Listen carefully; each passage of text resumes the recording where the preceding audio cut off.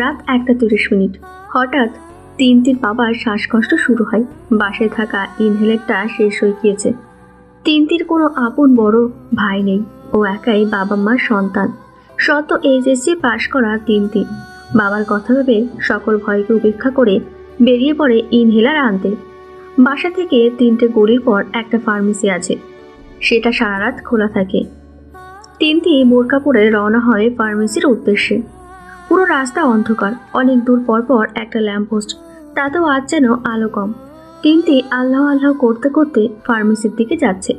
প্রথম গলিটা ঠিক মতো পার করে, দ্বিতীয় গলিটাও ঠিক মতো পার করে, তৃতীয় গলিতে চলে আসে। এখানে বেশ ভালোই আলো আছে। আর একটু হেঁটে সামনে আসতেই তিনটি ফার্মেসিতে চলে আসে। ভাইয়া, আমাকে এই ইনহেলারটা তাড়াতাড়ি দিন, আমার বাবার খুব শ্বাসকষ্ট হচ্ছে। ফার্মেসির লোকটা তিনটির দিকে একবার তাকিয়ে এত রাতে ওকে এখানে দেখে সে খুব অবাক হয়। তারপর দ্রুত ইনহেলারটা ওকে দেয়। তিনটি টাকা দিয়ে দ্রুত পা চালাতে শুরু করে বাসার দিকে। মনে মনে আল্লাহকে ডাকছে বাবা যেন কিছু না হয়। তৃতীয় গলিটা পার করে দ্বিতীয় গলিতে আসতেই তিনটি থেমে যায়, কারণ ওর সামনে 3জন লোক দাঁড়িয়ে আছে। ল্যাম্পপোস্টের আলোতে সম্পূর্ণ স্পষ্ট বোঝা যাচ্ছে তারা ওর দিকে লালসা নিয়ে তাকিয়ে হাসছে। তিনটি পেছনে যেতে পারবে না, কারণ সামনে ওর বাবার মৃত্যুর সাথে লড়াই করছে। ওকে সামনে যেতেই হবে। লোকগুলো চোখে মুখে লালসায় ভরা। তিনটি আর সময় নষ্ট করতে চাচ্ছে না। আল্লাহর নাম নিয়ে দেয় এক দৌড়, কিন্তু 3জনের ভেতরে একজন তিনটিকে ধরে ফেলে, ওর মুখ চেপে ধরে। বাকি 2জন তিনটির কাছে আস্তে আস্তে বলে, কিরে, এত রাতে বাইরে বেরোছিস?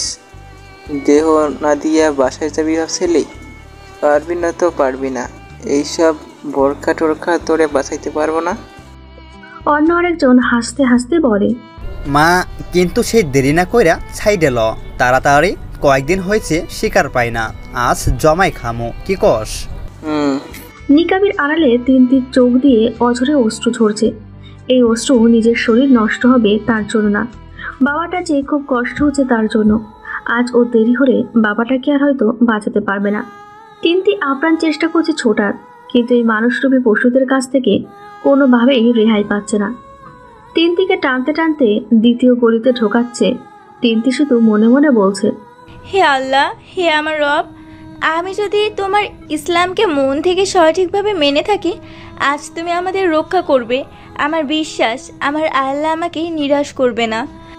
তিনটির প্রার্থনা হয়তো আল্লাহর কাছে পৌঁছেছে। হঠাৎই তিনটির মনে হলো বাতাস তেড়ে কিছু একটা হিট করলো। তার সাথে সাথে 3জনের একজন ঠাস করে মাটিতে পড়ে গেল, আরেকজনও তাকে দেখতে গিয়ে মাটিতে পড়ে গেল। এবার অন্যজন যে তিনটির মুখ চেপে আছে সে ভয়ে ভয়ে পেছনে তাকায়, আর সে একই শব্দ, মানে বাতাস তেড়ে কিছু একটা হিট করলো। তিনটির মুখ থেকে সেই লোকের হাত সরে যায়। সামনে তাকিয়ে দেখে একটা ছেলে, তার হাতে মাঝারি সাইজের একটা বন্দুক। সেই বন্দুকটা ধরে ওর দিকেই তাক করে আছে। তিনটি ওর আশেপাশে তাকিয়ে দেখে 3জনের মাথা থেকে তত্তর করে রক্ত বের হচ্ছে। তিনটি আবার সামনে তাকায়। ছেলেটা মুহূর্তেই বন্দুকটা ফট করে ফেলে আর দ্রুত তিনটির কাছে আসে। ওদের শিক্ষা ওরা পেয়েছে, আপনি এত রাতে রাস্তায়? তিনটি ল্যাম্পপোস্টের আলোতে তাকিয়ে দেখে লম্বা সুঠাম দেহি বিশিষ্ট শ্যাম বর্ণের একটা ছেলে। অবশ্যই ওর অনেক বড়, পরনে কালো প্যান্ট আর কালো শার্ট। তিনটি কান্না করতে করতে বলে, ভাইয়া, আমার বাবার খুব শ্বাসকষ্ট হচ্ছে, তাকে এই ইনহেলারটা না দিলে আর বাঁচানো যাবে না। আমি এটা কিনতেই এসেছিলাম। আপু, তোমার বাসা কই? সামনেগুলির পরেই। তিনটি খেয়াল করে ছেলেটা তার হাতে থাকা ঘড়িটায় 2টো ক্লিক করার সাথে সাথেই একটা বাইক অটোমেটিক ওদের সামনে চলে আসে। ছেলেটা বলে, আসো আপু, তোমাকে নামিয়ে দেই। তিনটি আর কিছু না ভেবে উঠে পড়ে। বাইকটা সাধারণ কোনো বাইক না। চালু করার সাথে সাথে টান মারতেই তিনটি ওর বাসার সামনে চলে আসে। মাত্র 30 সেকেন্ডে চলে এসেছে। তিনটি বাইক থেকে নামে। এই কার্ডটা রাখো, আমি তোমার বড় ভাইয়ের মতোই, কোনো প্রয়োজন হলে জাস্ট একটা কল দেবে। এখন তাড়াতাড়ি যাও, আর আমার কথা আর যা দেখেছো তা ভুলেও কাউকে বলবে না। ঠিক আছে ভাইয়া। বলে তিনটি বাসার দিকে যায়। ঢুকতে গিয়ে পেছনে একবার তাকিয়ে দেখে কেউ নেই। এ কেমন আশ্চর্য এক রহস্য। কয়েক সেকেন্ডে নিঃশব্দ নেই হয়ে গেল। তিনটি কাঠটার দিকে একবার তাকায়। কাঠটাকে কোনো সাধারণ কাঠ বলে মনে হয় না। ও দ্রুত বাসায় চলে যায় আর ওর বাবাকে গিয়ে ইনহেলারটা দেয়। ওর বাবা আস্তে আস্তে সুস্থ হয়। তিনটি মহান আল্লাহর কাছে শুকরিয়া আদায় করে। তিনি আজ ওকে আর ওর বাবাকে বাঁচিয়েছেন। কিন্তু তিনটি বুঝতে পারছে না কে ছিল ওই রহস্যময় লোকটা।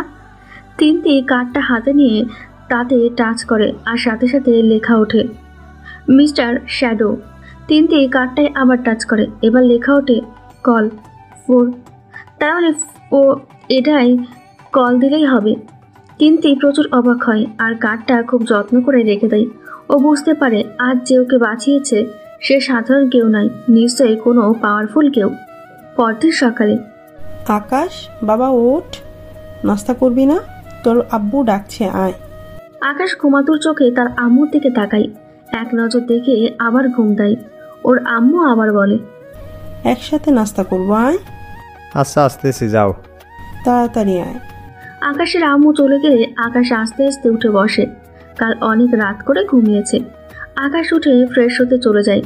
একটু পর ফ্রেশ হয়ে বাইরে আসতে দেখে ওর ফোনটা বাজছে।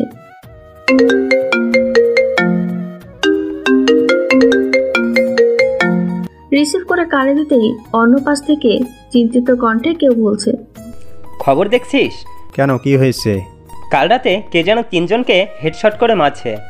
চিন্তার বিষয় হলো পুরো জায়গাটা সিসি ক্যামেরা দ্বারা পরিচালিত ছিল, কিন্তু ঠিক 1:30 থেকে 2টার ফুটেজটাই নাই, একদম গায়েব। ব্যাপারটা একদমই আশ্চর্যজনক। কে করতে পারে এমন? আমি। কি তুই? কেন? আমার বোনকে ধর্ষণ করতে চেয়েছিল, উপযুক্ত শাস্তি দিয়েছি। একদম ভালো কাজ করছো, শালাদের সঠিক শাস্তি হয়েছে। তুই কই? বাসায়, এখন নাস্তা খাবো। তাহলে খেয়ে চলে আয়। শোন। বল। আচ্ছা, পরে বলবো, এখন রাখি। তুইও না সবসময় এমন করস। আকাশ মুচকি হাসি দিয়ে খেতে যায়। ডাইনিং রুমে এসে দেখে ওর আব্বু আম্মু বসে আছে। আকাশ চেয়ার টেনে বসে। ওর আব্বু বলে ওঠে, তোর ছুটি শেষ কবে? আজই, একটু পরই বের হব। ও শোন, যাই করিস সাবধানে করিস। দেশের অবস্থা বেশি ভালো না।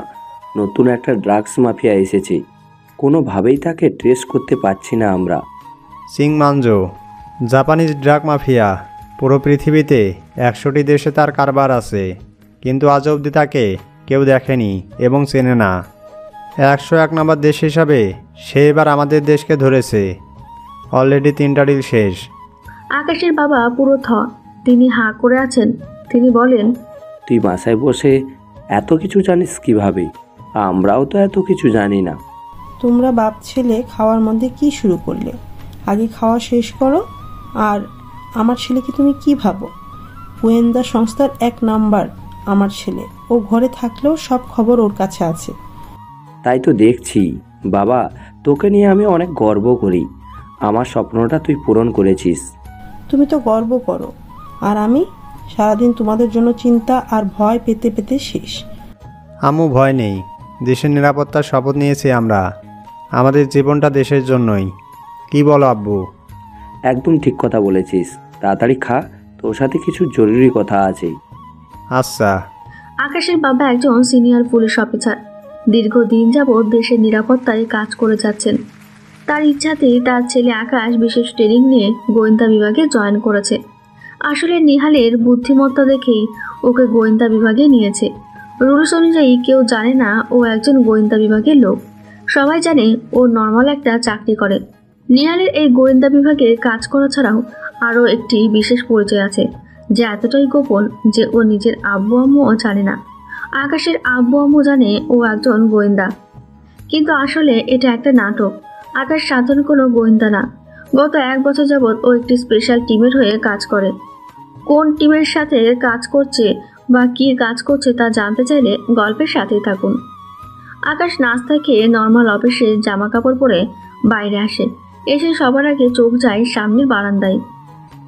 বেশ রূপসী অপ্সরাদের মতো একটা মেয়ে সদ্য গোসল করে এসে মাথার চুলগুলো মুছছে আর আকাশকে দেখছে। মেয়েটাকে আকাশের চেনা, ওর বাবার বন্ধু রাশেদ খানের একমাত্র মেয়ে। নাম অবন্তী। অনার্সে পড়ে, খুব নম্র, ভদ্র আর সুশীল স্বভাবের। আকাশ আর অবন্তীর চোখাচোখি হলেই অবন্তী একটা হাসি দেয়। আকাশ হাসির উত্তর দেয় একটা ছোট্ট মুচকি হাসি দিয়ে। এভাবে বলতে গেলে প্রতিদিনই আকাশ অবন্তীকে এক নজর দেখে কাজে যায়। ওর ইচ্ছা আছে অবন্তীর সাথে ভাব জমাবে, কিন্তু ও যে কাজ করে সেটা জানার পর অবন্তী ওকে কখনোই মেনে নেবে কি না সেটাই ওর কাছে অনেক বড় প্রশ্ন। আকাশ অবন্তীর খেয়াল থেকে ফিরে এসে গ্যারেজ থেকে ওর মডিফাইড স্পোর্টস বাইকটা বের করে। সামনাসামনি দেখলে এটাকে নর্মাল একটা বাইক মনে হয়, কিন্তু এটি fully modified hi-tech sports bike. এটিতে রয়েছে স্পেশাল কিছু পাওয়ার, যা সামনে জানা যাবে। আকাশ ওর ঘড়িতে বাইকটাকে নর্মাল মুডে দিয়ে চালু করে। অবন্তীকে একবার দেখে ওদের সিক্রেট বেসে রওনা হয়। আকাশের সিক্রেট বেসে এমন একটা জায়গায় যা কেউ কখনো কল্পনাও করতে পারবে না। ওদের সিক্রেট বেসে যেতে হলে একটি বিল্ডিং এর পানির ট্যাঙ্কির ভেতর দিয়ে যেতে হয়। এই ট্যাঙ্কিটি একটি হাইটেক স্পেস। কেউ যদি খালি চোখে ভেতরে তাকায় তাহলে মনে হবে ভরপুর পানি, কিন্তু আসলে সেটা একটা হ্যালুসিনেশন। আকাশ আন্ডারগ্রাউন্ডে ওর বাইক রেখে ছোট্ট একটা রুমে ঢোকে, যেখানে পানির ট্যাঙ্কের রাস্তা। আকাশ ও স্পেশাল চশমাটা পরে ট্যাঙ্কিতে নেমে পড়ে আর অটোমেটিক ওদের বেসে চলে আসে লিফটের মাধ্যমে। এই স্পেশাল বেসে 50 জন স্পেশাল ট্রেনিংপ্রাপ্ত বিশ্বাসযোগ্য এজেন্ট রয়েছে, যারা দেখতে সাধারণ হলেও সত্যিকারে তারা অসাধারণ ক্ষমতা সম্পন্ন ব্যক্তিগণ। এদের কেউ হ্যাকার, কেউ টেকনিক্যাল স্পেশালিস্ট, কেউ সফটওয়্যার ইঞ্জিনিয়ার, কেউ ডাক্তার, কেউ কম্পিউটার ইঞ্জিনিয়ার, আরও অনেক। এদের স্পেশাল ইন্টেলিজেন্স পর্যবেক্ষণ করে পুরো দেশ থেকে এদের আনা হয়েছে। আর এসবের পেছনে যিনি রয়েছেন তিনি হলেন স্পেশাল কমান্ডার জনাব মোশাররফ হোসেন। তার পরিকল্পনা আর অর্থায়নের জন্যই এই স্পেশাল টিম তিনি বানিয়েছেন। তার ইচ্ছা অন্য সব দেশের মতো আমাদের দেশেও নিরাপত্তার দিক থেকে অনেক দূর এগিয়ে যাবে। এই বাড়িটা মূলত তারই। গত 30 বছর ধরে তিনি সবার আড়ালে এই সিক্রেট বেস বা দেশের অন্যতম হাইটেক স্পেস তিনি বানিয়েছেন। কাদের দিয়ে এই জায়গা বানিয়েছেন এবং যারা বানিয়েছে তারা কোথায় তা কেউ জানে না। জনাব মোশাররফ হোসেনের টিমে কাজ করার পূর্ব শর্ত একটাই, কখনো বিশ্বাসঘাতকতা করলে পুরো পরিবার ধ্বংস হয়ে যাবে এজেন্টের। সেই শর্তেই তার টিমে মোট 50 জন কাজ করে, যাদের মধ্যে অন্যতম হলো আকাশ। আকাশ জনাব মোশাররফ হোসেনের রুমে প্রবেশের আগে ওর ফুল বডি স্ক্যান করায়, আর সাথে সাথে দরজা খুলে যায়। জনাব মোশাররফ হোসেন তার বাকি সাথীদের নিয়ে বসেছিলেন। আকাশকে দেখে তিনি বলেন, আরে শ্যাডো যে, আসো আসো, তোমার অপেক্ষায় ছিলাম। তোমার জন্য নতুন মিশন রয়েছে। আকাশ ভেতরে ঢুকে ও স্থানে গিয়ে বসে। জনাব মোশাররফ হোসেন বলতে শুরু করেন, শ্যাডো, এই নামটা তোমাকে কেন দিয়েছি জানো? কেন স্যার? কারণ তুমি আমার সবচেয়ে স্পেশাল এজেন্ট, যে অন্ধকারে সবার আড়ালে থেকে বিচক্ষণতার সাথে মিশন শেষ করে আসে। তাই তোমার নাম আমি শ্যাডো দিয়েছি। Thank you sir. তো আজ তো তোমার ছুটি শেষ, আশা করি তুমি জানো তোমার নেক্সট মিশন কি? সিংমানজো। হ্যাঁ, the great drug mafia in the worlds. আমাদের তাকে শেষ করতেই হবে, কারণ সে আমাদের দেশে হানা দিয়েছে।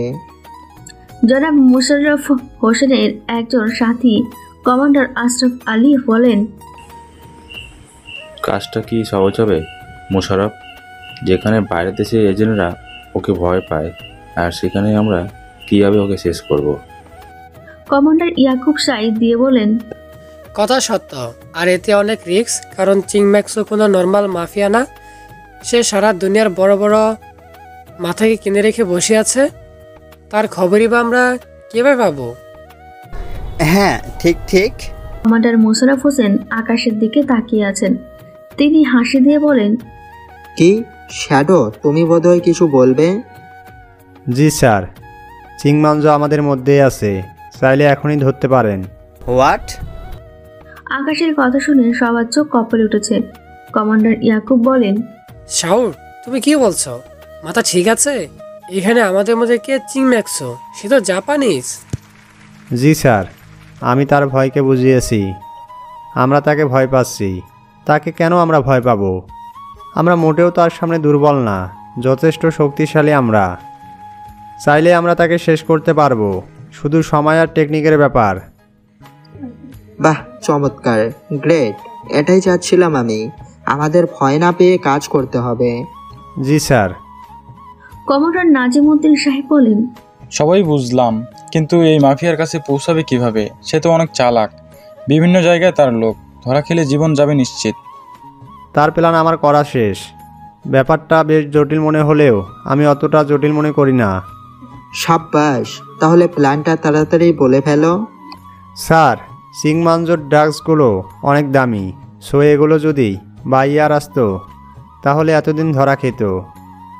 তারপর যদি পানিপথে বা রোড দিয়ে আসতো তাহলে ধরা খেত, কিন্তু ধরা খাচ্ছে না। তাহলে কীভাবে ঢুকছে? পানিপথেই স্যার।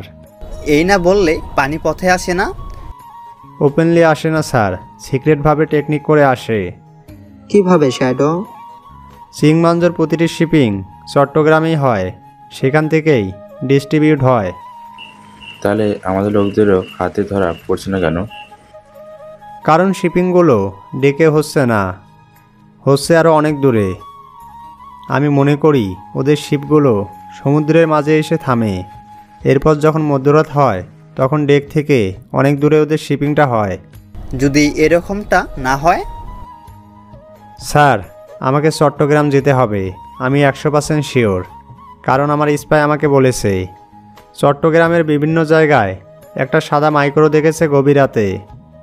আমাদের জাস্ট মাইক্রোটাকে ফলো করতে হবে, তাহলে আমরা ডিলারকে পাবো, আর ডিলারকে পেলেই অনেক ইনফরমেশন জানা যাবে।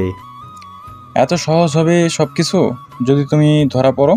নাজিব, ও আমার হাতে ট্রেনিং প্রাপ্ত, চিন্তা করো না, ওর কিছু হবে না। তোমার প্ল্যানটা আমার পছন্দ হয়েছে। তাহলে তুমি কবে চট্টগ্রাম যেতে চাচ্ছ? স্যার, আজ তো সোমবার, বুধবার রাতে রওনা হব, কারণ নেক্সট শিপিং বৃহস্পতিবার। তাহলে তাই হবে, আপনারা আসুন। এখন শ্যাডোর সাথে আমার কিছু গুরুত্বপূর্ণ কথা আছে। বাকিরা বাইরে চলে যায়।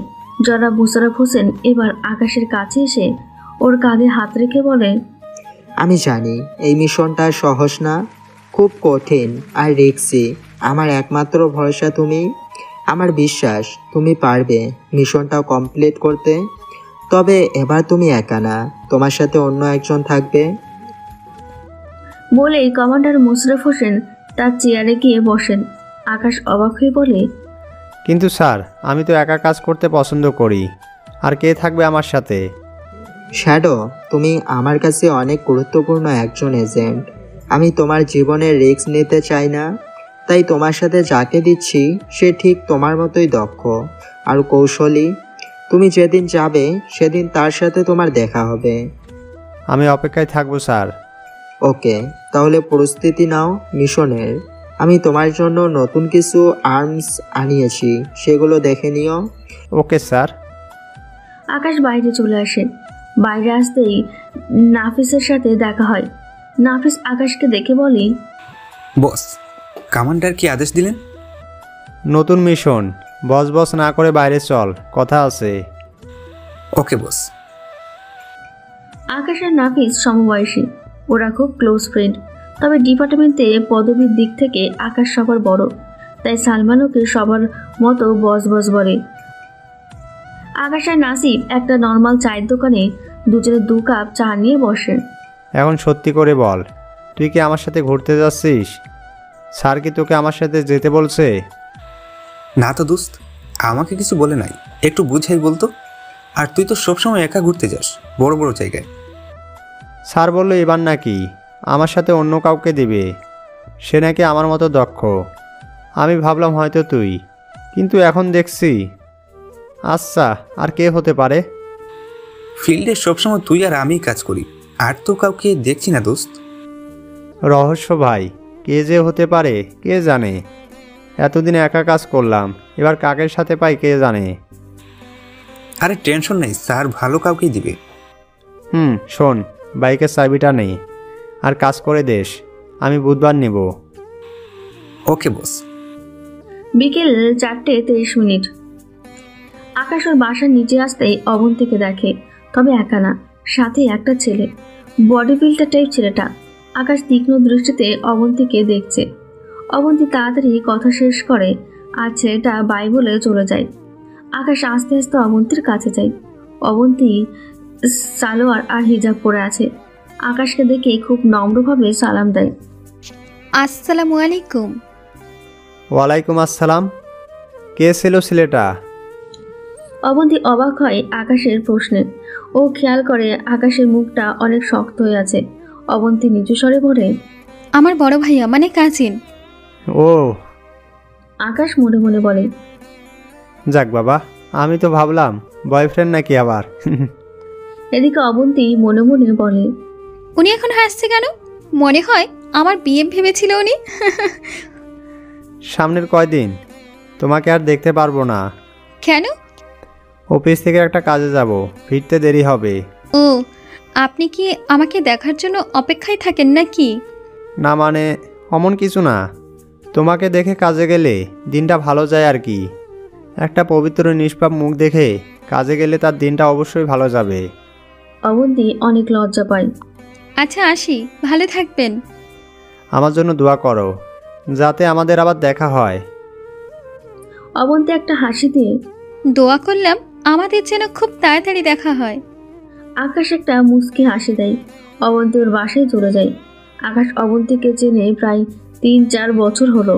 প্রথম দেখাই অবন্তীকে ভালো লাগে ওর অনেক, তাই কখনো অন্য কোনো মেয়ের দিকে আকাশ তাকায়নি। আকাশের দুনিয়া দুটো, একটাই ওর কাজ আর একটাই ওর পরিবার আর অবন্তী। আকাশের ইচ্ছা এই মিশনটা শেষ করে অবন্তীকে ওর মনের কথা বলবে, সেই অপেক্ষায় আছে ও। অবন্তীকে মনের কথা বলতে হলেও ওকে আবার ফিরে আসতে হবে, এই ডেঞ্জারাস মিশনটা কমপ্লিট করতে হবে। দেখতে দেখতে বুধবার চলে আসে। আজ রাতে আকাশ চট্টগ্রামের উদ্দেশ্যে রওনা হবে। তবে একা না, সাথে কেউ একজন থাকবে। আপাতত সেই একজনটা কে সেটা জানার জন্য বেশি উত্তেজিত হয়ে আছে আকাশ। আকাশ সন্ধ্যার দিকে বাবা মার কাছ থেকে বিদায় আর দোয়া নিয়ে ওদের সিক্রেট বেসে চলে আসে। এসে নিজেকে প্রস্তুত করতে থাকে। রাত 12টার পর রওনা হবে। নিজেকে প্রস্তুত করে আকাশ সবার সাথে কথা বলে কমান্ডার মোশাররফ হোসেনের রুমে চলে যায়। সেখানেই ওর সাথে সাথে ওর পরিচয় হবে। Sir, I am ready. Good. So সময় এসেছে তোমার সাথীর সাথে তোমাকে পরিচয় করিয়ে দেওয়ার। মিট এজেন্ট রেড রোজ, তোমার পরে আমার সবচেয়ে বিশ্বস্ত আর প্রিয় এজেন্ট। ও এজেন্ট রেড রোজ আকাশের পাশে এসে দাঁড়িয়ে স্যালুট দেয়। আকাশ ওর পাশে তাকিয়ে যাকে দেখে ও কল্পনায় ভাবেনি ওর সাথী এই হবে। আকাশ চোখ দুটো বড় বড় করে অবাক মিশ্রিত কণ্ঠে বলে, আজ আপনাদের জন্য ছোট্ট একটা প্রশ্ন। কে এই এজেন্ট যাকে দেখে আকাশ এতটা অবাক হলো? ভিডিও পোস্ট করে কমেন্টে বলে যান। ভদ্র, নম্র আর সুশীল ভাবা অবন্তী এভাবে এজেন্ট হিসেবে দেখে আকাশের চোখ কপালে উঠেছে। আকাশের বিশ্বাসই হচ্ছে না অবন্তীর মতো মেয়ে কিভাবে এরকম হতে পারে। আকাশকে উদ্দেশ্য করে কমান্ডার মোশাররফ হোসেন বলেন, জানতাম অবাক হবে, অবাক হওয়ারই কথা। অবন্তী ছোটকাল থেকে পড়াশোনায় আর টেকনোলজিতে অনেক ভালো। ওর বাবা আমার বন্ধু হওয়ায় আমি সবার আড়ালে ওকে এজেন্ট রেড রোজ হিসেবে বানিয়েছি। শ্যাডো, ও কিন্তু তোমাকে চিনত বেশ আগে থেকেই, যখন থেকে তুমি গোয়েন্দা হয়েছ তখন থেকে। আকাশ শুধু অবাক হয়ে অবন্তীর দিকে তাকিয়ে আছে। অবন্তীর সামনে তাকিয়ে আছে। কমান্ডার মোশাররফ হোসেন আবার বলেন, রংপুরের মিশনটা মনে আছে? খুব জটিল একটা মিশন ছিল।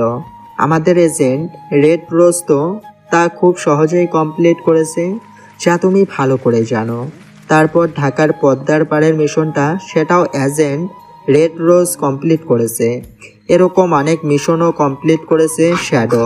আর রেড রোজ তোমার আমার সবচেয়ে বড় শক্তি। আমি চাই তোমাদের এই শক্তি আর দক্ষতা নিজেদের মাঝে ভাগাভাগি করে নাও, যাতে একে অপরের ঢাল হয়ে শত্রুর সাথে লড়াই করতে পারো। Okay sir. জি স্যার। তাহলে তোমরা এখনই রওনা হও। ডার্ক, এদিকে আসো। আকাশ কমান্ডার মোশাররফ হোসেনের কাছে যায়।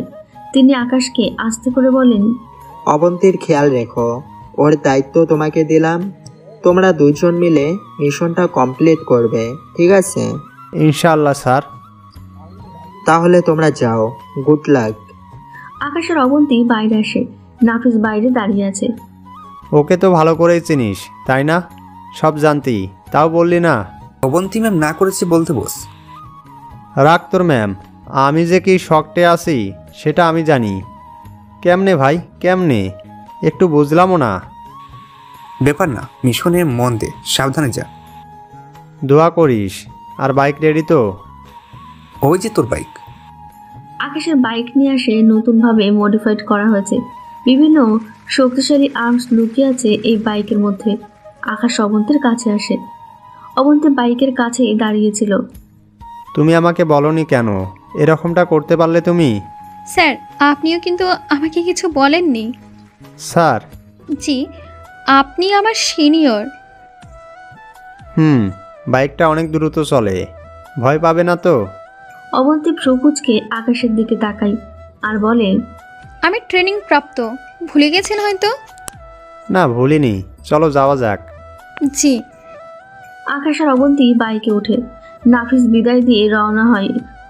আকাশের বাইকের সম্পর্কে অবন্তীর ধারণা ছিল না।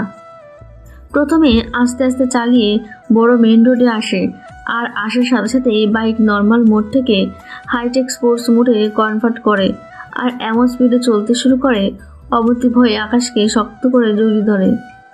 আকাশ মিটিমিটি হাসছে। প্রায় 3 থেকে 4 ঘন্টার মধ্যে ওরা চট্টগ্রাম চলে যায়। অবন্তী অবাক হয়ে যায়, চট্টগ্রামে ওদের থাকার জন্য একটা সিক্রেট জায়গা আগে ঠিক করে রাখে আকাশ। রাত 4টেই প্রায় সবাই ঘুম। ওরা চুপচাপ সেই জায়গায় চলে যায়। বাসার নিচে বাইকটা পার্ক করে। ওরা দুজন নামে। অবন্তী নেমেই বলে, এভাবে কেউ বাইক চালায়? মনে হচ্ছিল সামনে না উপরে যাচ্ছি। তুমি কি চাও আমরা দিনের বেলা এখানে আসি, সবাই আমাদের দেখুক? আচ্ছা বুঝেছি, চলেন উপরে যাই, ফ্রেশ হব। এই যে ম্যাম, মিশনে আসছেন না ঘুরতে? আর তখন তো স্যার করছিলেন, এখন সম্মান কই গেল? তখন তো নাফিস ভাই ছিল, তাই স্যার বলছি। তোমরা মেয়েরাও না? স্যারকে বললাম আমি একাই মিশন কমপ্লিট করতে পারবো, কি দরকার ছিল তোমাকে দেওয়ার? এখানেই সব কথা বলবেন? একটু পর সবাই উঠে যাবে। জি ম্যাম, আসেন আমার সাথে। আকাশ অবন্তীকে নিয়ে 3 তলায় যায়। 3 তলার সবচেয়ে কোণার রুমটা ওদের। আকাশ গাছের টব থেকে চাবি বের করে দরজা খুলে ভেতরে ঢোকে আর বলে, আসেন, এটাই আমাদের রুম। অবন্তী ভেতরে আসে আর ভ্রুকুচকে তাকিয়ে থাকে। আকাশ ভালো করে দরজা লাগিয়ে ভেতরে এসে দেখে অবন্তী দাঁড়িয়ে আছে। ও অবন্তীর পাশে দাঁড়িয়ে বলে, কি হয়েছে এভাবে দাঁড়িয়ে আছো যে? এটা কি করছেন আপনি? কেন, কি করেছি? একটা বেড কেন? আমরা তো দুজন। আকাশ জিহবায় কামড় দেয় আর আস্তে আস্তে সংকোচ করে বলে, আসলে আমি ভেবেছি আমার সাথে কোনো ছেলে হবে, কিন্তু তুমি হবে তা কল্পনাও করিনি। সমস্যা নেই, তুমি একাই বেডে ঘুমিও, আমি এই যে ছোট সোফাটায় ঘুমাবো, কোনো সমস্যা নেই। যদি খারাপ কিছু করতে আসেন না, একদম গুলি করে দিব বলে রাখলাম। অবন্তী ওর কাঁধের ব্যাগ থেকে জামা নিয়ে ফ্রেশ হতে চলে যায়। আকাশ সোফায় বসে ভাবছে। সারাটা জীবন অবন্তীকে সহজ সরল ভেবে দেখে আসলাম, আর আসছে আমাকে গুলি করার ভয় দেখায়। এ কেমন ব্যাপার? অবন্তী একজন সিক্রেট এজেন্ট, বিশ্বাসই হচ্ছে না। তবে একদিক থেকে ভালোই হয়েছে, ও আমার কাছে চোখে চোখেই থাকবে। অবন্তী ফ্রেশ হয়ে নাইট ড্রেস পরে আসে। অসম্ভব সুন্দরী লাগছে ওকে। আকাশ হাঁ করে তাকিয়ে আছে। অবন্তী ভ্রুকুচকে তাকিয়ে বলে, মুখে মাছি ঢুকবে, চান ফ্রেশ হয়ে আসেন। আকাশ লজ্জা পায় আর দ্রুত ফ্রেশ হতে চলে যায়। ফ্রেশ হয়ে বাইরে এসে দেখে অবন্তী ফোনে কি যেন করছে। কি হলো, ঘুমাও নিজে? ঘুমাবো। ঘুমাও বলেই আকাশ সোফায় এসে এক সিটের সোফা। আকাশ বসে বসে ভাবছে কিভাবে ঘুমাবে। এদিকে অবন্তী সবটা খেয়াল করছে। আকাশকে বসে বসে ঘুমাতে দেখে অবন্তী বলে, বেডটা বড় আছে, এক কাজ করুন, আপনি ওই পাশে ঘুমান, আমি এই পাশে ঘুমাই, মাঝে কোলবালিশ থাকবে। না না, সমস্যা নেই, তুমি কমফোর্টভাবে ঘুমাও। আমি বলছি না, আসুন, রাতে ঘুম না হলে মিশনে সমস্যা হবে, আসুন। শুধুমাত্র মিশনের জন্য শুলাম, না হলে কখনো শুইতাম না। আচ্ছা মহাপুরুষ, এখন তাড়াতাড়ি লাইট অফ করে শুয়ে পড়ুন, লাইট থাকলে ঘুমাতে পারি না আমি। আচ্ছা। আকাশের কেমন জানি লাগছে। ও কল্পনাও করেনি ওর সাথে এমন কিছু হবে। যে অবন্তী এত দূরে ছিল তার সাথে আজও শুয়ে আছে। অসম্ভব অস্বস্তি লাগছে। আকাশ অন্যদিকে ফিরে শুয়ে আছে। পড়ে যাবেন তো নিচে, স্বাভাবিকভাবে ঘুমান। সমস্যা নেই। আমাকে দেখে খুব অবাক হয়েছেন? অনেক। কখনো ভেবেছেন আমার সাথে মিশনে যাবেন, একসাথে ঘুমাবেন? কখনো না, আমার কল্পনায় তুমি অন্যরকম, এরকম না। ও আচ্ছা, আমি ঘুমালে আবার কিছু করবেন না তো? একা একটা মেয়ে, আপনার লোভ হতেই পারে। আমি ওরকম ছেলে না অবন্তী। কিন্তু আমি যে ওরকম মেয়ে। হঠাৎই আকাশ ফিল করে ওর শরীরের খুব কাছে অবন্তী চলে এসেছে। আস্তে আস্তে আকাশের শরীরে হাত দিচ্ছে। আকাশ দ্রুত ফিরে তাকায় অবন্তীর দিকে। অবন্তী নেশাকাতর চোখে আকাশের দিকে তাকিয়ে আছে। আকাশ ভয়ে আর লজ্জায় শেষ ও অস্পষ্ট স্বরে বলছে, কি কি কি করছো এসব? মাথা ঠিক আছে তো তোমার? ওদিকে যাও। না, আমার মাথা ঠিক নেই। এদিকে আসুন, কাছে আসুন আপনি। আর আমি একা তো, কেউ নেই, আসুন কাছে আসুন। আকাশ অবন্তীর বাহুডোর থেকে নিজেকে ছাড়িয়ে এক লাফে বিছানা থেকে নেমে দাঁড়িয়ে হাঁপাচ্ছে আর রাগীভাবে বলছে, মাথা নষ্ট হয়েছে তোমার? কি যাতা বলছো? এটা কি দেখেছো? গুলি করে দেবো একদম, মাথা ঠিক করো। অবন্তী বিছানায় বসে আকাশের দিকে তাকিয়েছিল। আকাশের অবস্থা দেখে হাসতে হাসতে ও শেষ হয়ে যাচ্ছে। অবন্তী হাসতে হাসতে বলে, 100-তে 200 পেয়েছেন। মজা করেছিলাম একটু, সরি। দেখলাম আপনার মনে আমাকে নিয়ে খারাপ কিছু আছে কিনা। আপনি সত্যি খুব ভালো।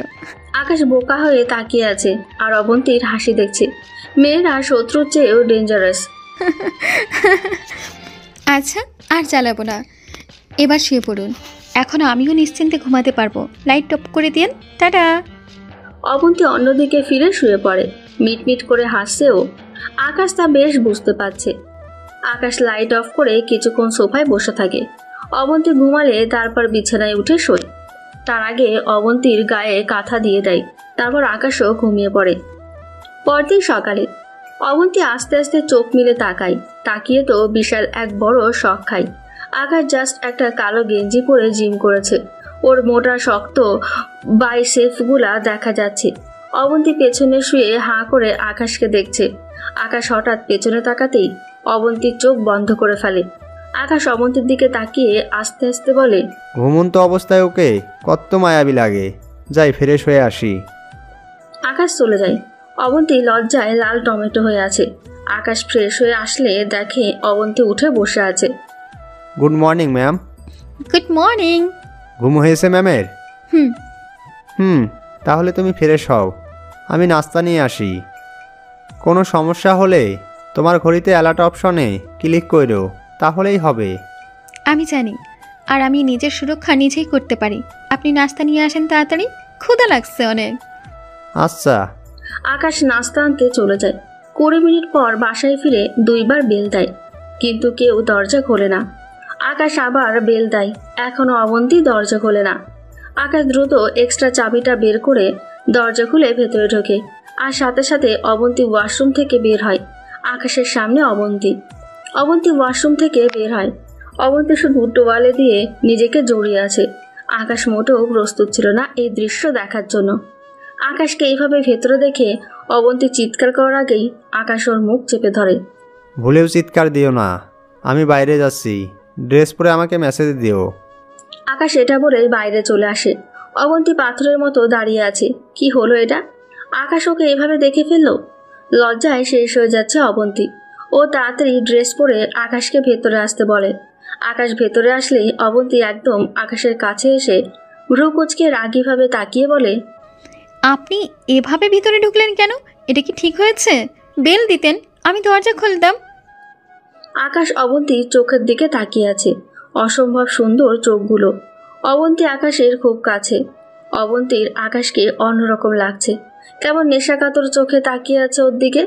অবন্তীর রাগটা পড়ে যায়। ও একটু পিছনে সরে লজ্জাসিক্ত কণ্ঠে বলে, কাজটা ঠিক করেনি, আপনি একটা লুচু। আকাশ হাসি দিয়ে নাস্তা বাড়তে বাড়তে বলে, অনেকগুলো বেল দিয়েছি, কিন্তু তুমি দরজা খোলোনি। তাই ভয়ে আমি এক্সট্রা চাবি দিয়ে ভিতরে ঢুকেছি। আর ঢুকে হয়েছে হয়েছে, আর বলতে হবে না, আমি ওয়াশরুমে থাকায় শুনিনি, সরি। আকাশ মুচকি হাসে আর মনে মনে বলে, এবার মিশনটা বোধহয় খুব মজারই হবে। খেতে আসো, বের হতে হবে। নাস্তা খেতে খেতে অবন্তী আস্তে করে বলে, কিছু দেখেন নাই তো আমার? অবন্তীর হঠাৎ করে এই ধরনের প্রশ্ন শুনে আকাশের কাশি শুরু হয় অনেক। অবন্তী দ্রুত পানি এগিয়ে দেয়। আকাশ পানি খেয়ে শান্ত হয়। অবন্তী মিটমিট করে হাসছে। আকাশ খেতে খেতে বলে, কিছু থাকলে না দেখবো। অবন্তীর খুব রাগ হয়, কিন্তু ও কিছুই বলতে পারে না, কারণ ওর কি আছে না আছে তা ওর নিজ থেকে বলতে পারে না। বিষয়টা লজ্জার। এখন আকাশ মুচকি হাসছে, অবন্তীকে কথার জালে ফেলে। অবন্তী মনে মনে বলে, আমার কি আছে না আছে পরে বোঝাবো, দাঁড়া তুই লুচ্চু বেটা। খাওয়া দাওয়া শেষ হলে আকাশ সব কিছু ভুলে মিশনে মন দেয়। ওর পার্সোনাল ল্যাপটপটা নিয়ে বসে থাকে অবন্তীও। এটা হলো এই এলাকার পুরো ম্যাপ। এখানে ডেক, আর আমাদের বের করতে হবে ওরা আসলে ডেলিভারিটা কোথায় দিচ্ছে, কারণ আজই ডেলিভারি।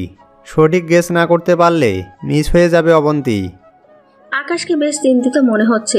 অবন্তীরও আকাশের হাতে হাত রাখে। কোনো চিন্তা নেই, আমি আছি না। একটা আইডিয়া আছে আমার কাছে। কি আইডিয়া? আপনি আমার বয়স হয়ে আমার আইডিয়া শুনবেন? তাড়াতাড়ি বলো। ওরা যেসব জায়গায় ডেলিভারি দিতে পারবে বলে মনে হয়, আমরা সেসব জায়গায় আমাদের স্পেশাল সিসি ক্যামেরা লাগিয়ে রাখবো, আর আমরা দুজন থাকবো সেই জায়গায় যেখানে আপনার সবচেয়ে বেশি মনে হবে যে ওরা ডেলিভারি দিতে পারবে। আইডিয়াটা কেমন? 100 তাহলে এটাই হবে। আপনি কি আমাকে পরীক্ষা করলেন? কি জানি। আকাশ উঠে ওর ব্যাগ থেকে সিসি ক্যামেরাগুলো বের করে। মোট 10টা ক্যামেরা এনে ওর ল্যাপটপের সাথে কানেক্ট করে নেয়। অবন্তী শিওর হয় যে আকাশ ওকে পরীক্ষা করেছে। ও খুশি যে পরীক্ষায় 100তে 100 পেয়েছে। রাতে এগুলো লাগাবো। ওরা তো মধ্যরাতে ডেলিভারি করবে, আমরা 11টায় ক্যামেরাগুলো লাগিয়ে দেব। আচ্ছা, তাহলে এখন ঘুরে আসি, চলেন। চট্টগ্রামটা কখনো ঘুরে দেখা হয়নি, আপনার সাথে ঘুরতে যাওয়ার খুব ইচ্ছে ছিল, না করবেন না প্লিজ। অবন্তীর এইভাবে মিনতি দেখে আকাশ মুগ্ধ হয়। ও যে কখনোই অবন্তীকে না করতে পারবে না তা অবন্তী জানে না। ওর প্রতি অবন্তীর টান দেখে ও প্রতিনিয়ত মুগ্ধ হচ্ছে, আর অবন্তীর প্রতি দুর্বল হচ্ছে। আচ্ছা যাব। কোথায় যাবে বলো? এখানে একটা বড় মেলা বসেছে, চলেন সেখানে যাই, খুব মজা হবে। তুমি কি সত্যি মিশনে এসেছো নাকি ঘুরতে বলো তো? বলবো না, টপ সিক্রেট। তুমিও না, যাও রেডি হও। আচ্ছা। অবন্তী খুব খুশি হয় আর রেডি হতে চলে যায়। আকাশ এই ফাঁকে ওর ল্যাপটপ দিয়ে মেলার লোকেশন বের করে। সেখানে সব কয়টা সিসি ক্যামেরা হ্যাক করে প্রতিটি জায়গা ভালো করে দেখছে, যাতে ওদের কোনো সমস্যা না হয়। কিছুক্ষণ পর অবন্তী বের হয়ে আসে। চলুন যাওয়া যাক। আকাশ ল্যাপটপ থেকে মাথা উঠিয়ে অবন্তীর দিকে তাকিয়ে থা হয়ে যায়। খুব সিম্পলভাবে অবন্তী সেজেছে, কিন্তু অসম্ভব সুন্দর লাগছে ওকে। অবন্তীর লজ্জাসিক্ত কণ্ঠে বলে, শুধু কি আমাকেই দেখবেন নাকি যাবেন? না না, মানে চলো। আকাশ অবন্তীকে নিয়ে নিচে এসে বাইকে করে মেলার দিকে যাচ্ছে। অবন্তী খুব শক্ত করে আকাশকে পেছন থেকে ধরে আছে, কিন্তু আকাশ নর্মাল মোডেই আস্তে আস্তে চালাচ্ছে। আকাশ মুচকি হাসে অবন্তীর কাণ্ড দেখে। বাইক পার্ক করে ওরা ভেতরে যায়। অবন্তীর চোখে মুখে অনেক খুশির ছাপ। আকাশের অনেক ভালো লাগছে অবন্তীকে হাসি খুশি দেখে। কিছু কিনতে ইচ্ছা হলে বইলো, কিনে দেব। চুড়ি কিনবো। আচ্ছা আসো। আকাশ অবন্তীকে নিয়ে চুড়ির দোকানে যায়। অবন্তী অন্য মেয়েদের সাথে চুড়ি কিনছে। অবন্তী চুড়ি কিনতে ব্যস্ত থাকায় আকাশের অন্য সাইডের একটা দোকানে নজর যায়। গলার হার বিক্রি করছে। আকাশ সেখানে গিয়ে কিছু হার বা লকেট দেখছে। অনেকক্ষণ পর একটা লকেট ওর খুব পছন্দ হয়। আকাশ সেটা কিনে। দোকানদারওয়ালা বলে, ভাই আপনার নজর আছে বলতেই হয়, সবচেয়ে সুন্দর আর ভালোটাই নিলেন। আকাশ দোকানদারকে 200 টাকা বাড়িয়ে দিয়ে লকেটটা কেনে। বক্সের ভেতর লকেটটা দেখছো। অবন্তীর জন্য কিনেছে এটা। হঠাৎই, এটা কার জন্য? আকাশ দ্রুত লকেটটা পকেটে ভরে ফেলে। কোনটা কার জন্য? লকেটটা হবে কারো জন্য। বলেন না। আমি যাকে সবচেয়ে বেশি ভালোবাসি তাকেই লকেটটা পরিয়ে দেব, তাই কিনলাম। আকাশের কথা শুনে অবন্তী খুব হাসছে। আপনি ভালোবাসতে পারেন? আপনি যে আখরু, আপনি আবার কাকে ভালোবাসবেন? হয়েছে, সময় হলে জানবা। চুরি কিনেছো? এই যে লাল নীল সাদা ছুরি। বাহ। চলেন না, নাগরদোলায় উঠি, খুব মজা হবে। আচ্ছা চলো। এরপর আকাশ অবন্তীকে নিয়ে নাগরদোলায় ওঠে, নৌকায় ওঠে, অনেক ধরনের খাবার খায়, অনেক জায়গায় ঘোরে, অনেক মজা করে দুপুরের দিকে ওরা বাসায় ফেরে। অবন্তী বাসায় এসে বলে, সত্যি এরকম মজা আমি কখনো করিনি আগে। আমিও। এখন মিশনের কথা ভাবো, নিজেকে প্রস্তুত করো, আজ রাতে অনেক কাজ আছে। ওকে। রাত 11টা। আকাশ আর অবন্তী রেডি মিশনের জন্য। ওরা সব কিছু নিয়ে বেরিয়ে পড়ে। ওরা প্রথমে ওদের টার্গেট করা জায়গাগুলোই খুব সাবধানে সিসি ক্যামেরা সেট করে। তারপর আকাশের ধারণা করা একটা জায়গায় ওরা লুকিয়ে বসে থাকে। ওদের জায়গা সহ মোট 10টা জায়গায় সিসি ক্যামেরা দ্বারা নিয়ন্ত্রিত হচ্ছে। ক্যামেরাগুলো খুব ছোট, তাই সহজে কারো নজরে আসবে না। ওরা দুজন মিলে ল্যাপটপে মনিটরিং করছে। দেখতে দেখতে রাত 1টা বাজে। অবন্তী বলে ওঠে, 1টা বেজে গেল, বাট কাউকেই তো দেখছি না। ওরা কি জেনে গেল নাকি আমাদের কথা? না, এটা ইম্পসিবল। ধৈর্য ধরো, ওরা আজ ধরা খাবেই। এই যে দেখো। অবন্তী দ্রুত ল্যাপটপে তাকায়। ওদের প্রতিটি সিসি ক্যামেরা দিয়ে একটা সাদা মাইক্রো পার হয়ে যাচ্ছে। ঠিক ওরা যেখানে আছে সেখানে সেই মাইক্রোটা থামে। অবন্তী আকাশের দিকে তাকায়। আকাশ একটু ভাব নিচ্ছে। অবন্তী বলে, হয়েছে, ভাব নিতে হবে না, আসেন দেখি ওরা কি করে। আকাশ আর অবন্তী বাইনোকুলার দিয়ে দেখছে। ওরা দেখে একটা লোক মাইক্রো থেকে বের হয়। সে তার পকেট থেকে ফোনটা বের করে মেসেজ করে ফোনটা আবার পকেটে রাখে। আকাশ অবন্তীকে বলে, তুমি এখানে থাকো, কোথাও যাবে না আমার আদেশ ছাড়া। আমি যাব আর আসবো। মানে কি? কই যাবেন আপনি?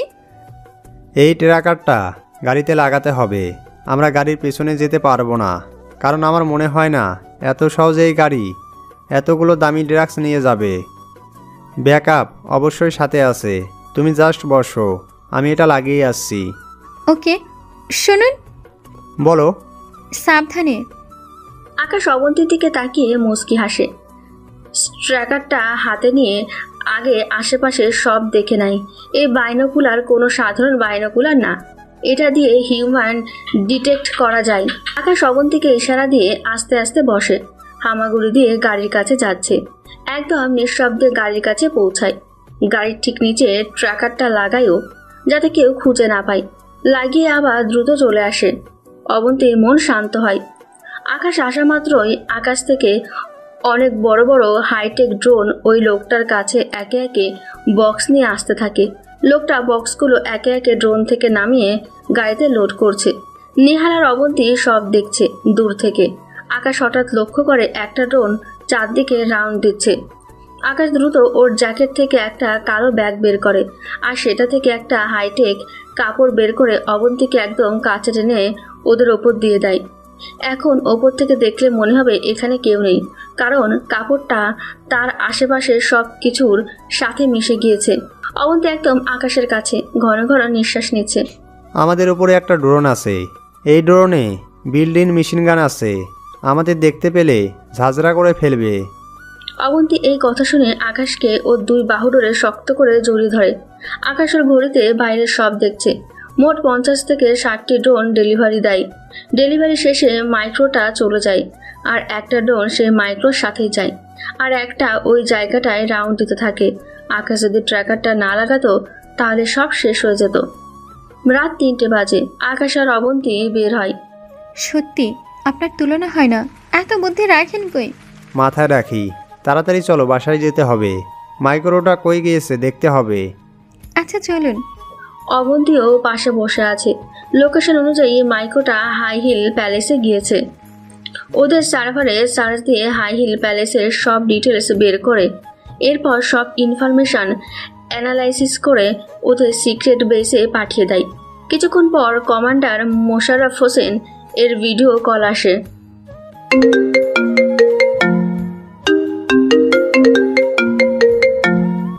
আসসালামু আলাইকুম স্যার। ওয়ালাইকুম আসসালাম। গ্রেট জব এজেন্ট শ্যাডো আর রেড রোজ, তোমরা পেরেছো। হাই হিল প্যালেসের মালিক একজন শিল্পপতি, তার নাম হলো রাহুল রয়। তার ওখানে কাল একটা পার্টি আছে। আমি তোমাদের সেখানে যাওয়ার ব্যবস্থা করে দিচ্ছি। বাকি কাজ তোমাদের হাতে। Okay sir. গুড লাক তোমাদের। ক্লান্ত লাগছে, ফ্রেশ হয়ে আসুন। আজ আমি আপনাকে কফি বানিয়ে খাওয়াবো, ক্লান্তি সব চলে যাবে। আকাশ উঠে বসে অবন্তীর দিকে তাকায়। ওর মুখে সবসময় মন মাতানো একটা হাসি থাকে। আকাশের খুব ভালো লাগে এই হাসিটা। ওর সব চিন্তা চলে যায়। ফ্রেশ হয়ে আসে, অবন্তীও ফ্রেশ হয়ে আসে। এসে নেহালের জন্য কফি বানায়। আকাশ ল্যাপটপে রাহুল রয়ের অনেক ইনফরমেশন অ্যানালাইসিস করছিল। অবন্তী এসে বলে, আপনার কফি। আকাশ অবন্তীর হাত থেকে কফিটা নেয়, ল্যাপটপটা পাশে রেখে বিছানা ছেড়ে উঠে দাঁড়ায়। আর অবন্তীর হাতটা ধরে অবন্তী ঘটনার আকস্মিকতায় কেঁপে ওঠে। অবন্তী কিছু বুঝে ওঠার আগেই আকাশ অবন্তীকে নিয়ে বারান্দায় যায়। বারান্দায় দুটো চেয়ার আছে। আকাশ একটি চেয়ারে বসে পড়ে। অবন্তী দাঁড়িয়েই আছে। কি হলো, বসো। অবন্তী চুপচাপ আকাশের পাশে বসে। আকাশ হাসি দিয়ে কফির মগে চুমুক দেয়। অনেক ভালো হয়েছে, এত ভালো কফি আগে কখনো খাইনি। Thank you. থ্যাংক ইউ তোমাকে এত সুন্দর কফি বানানোর জন্য। অবন্তী লজ্জাসিক্ত হয়ে কফি খাচ্ছে। আকাশ আর চোখে ওকে দেখছে। লজ্জায় বেশ লাগছে অবন্তীকে। আকাশের অন্যরকম এক অনুভূতি কাজ করছে অবন্তীর ওপর। কালকে তোমাকে নিয়ে শপিংয়ে যাব, রেডি থেকো। মুহূর্তেই অবন্তী খুব খুশি হয়ে ওঠে। সত্যি? কিন্তু কেন? পার্টিতে যেতে হবে যে। ও হ্যাঁ, তাহলে আমি অনেক কিছু কিনবো। আচ্ছা, কিনিও। আকাশের অবন্তী চুপচাপ বসে কফি খাচ্ছে।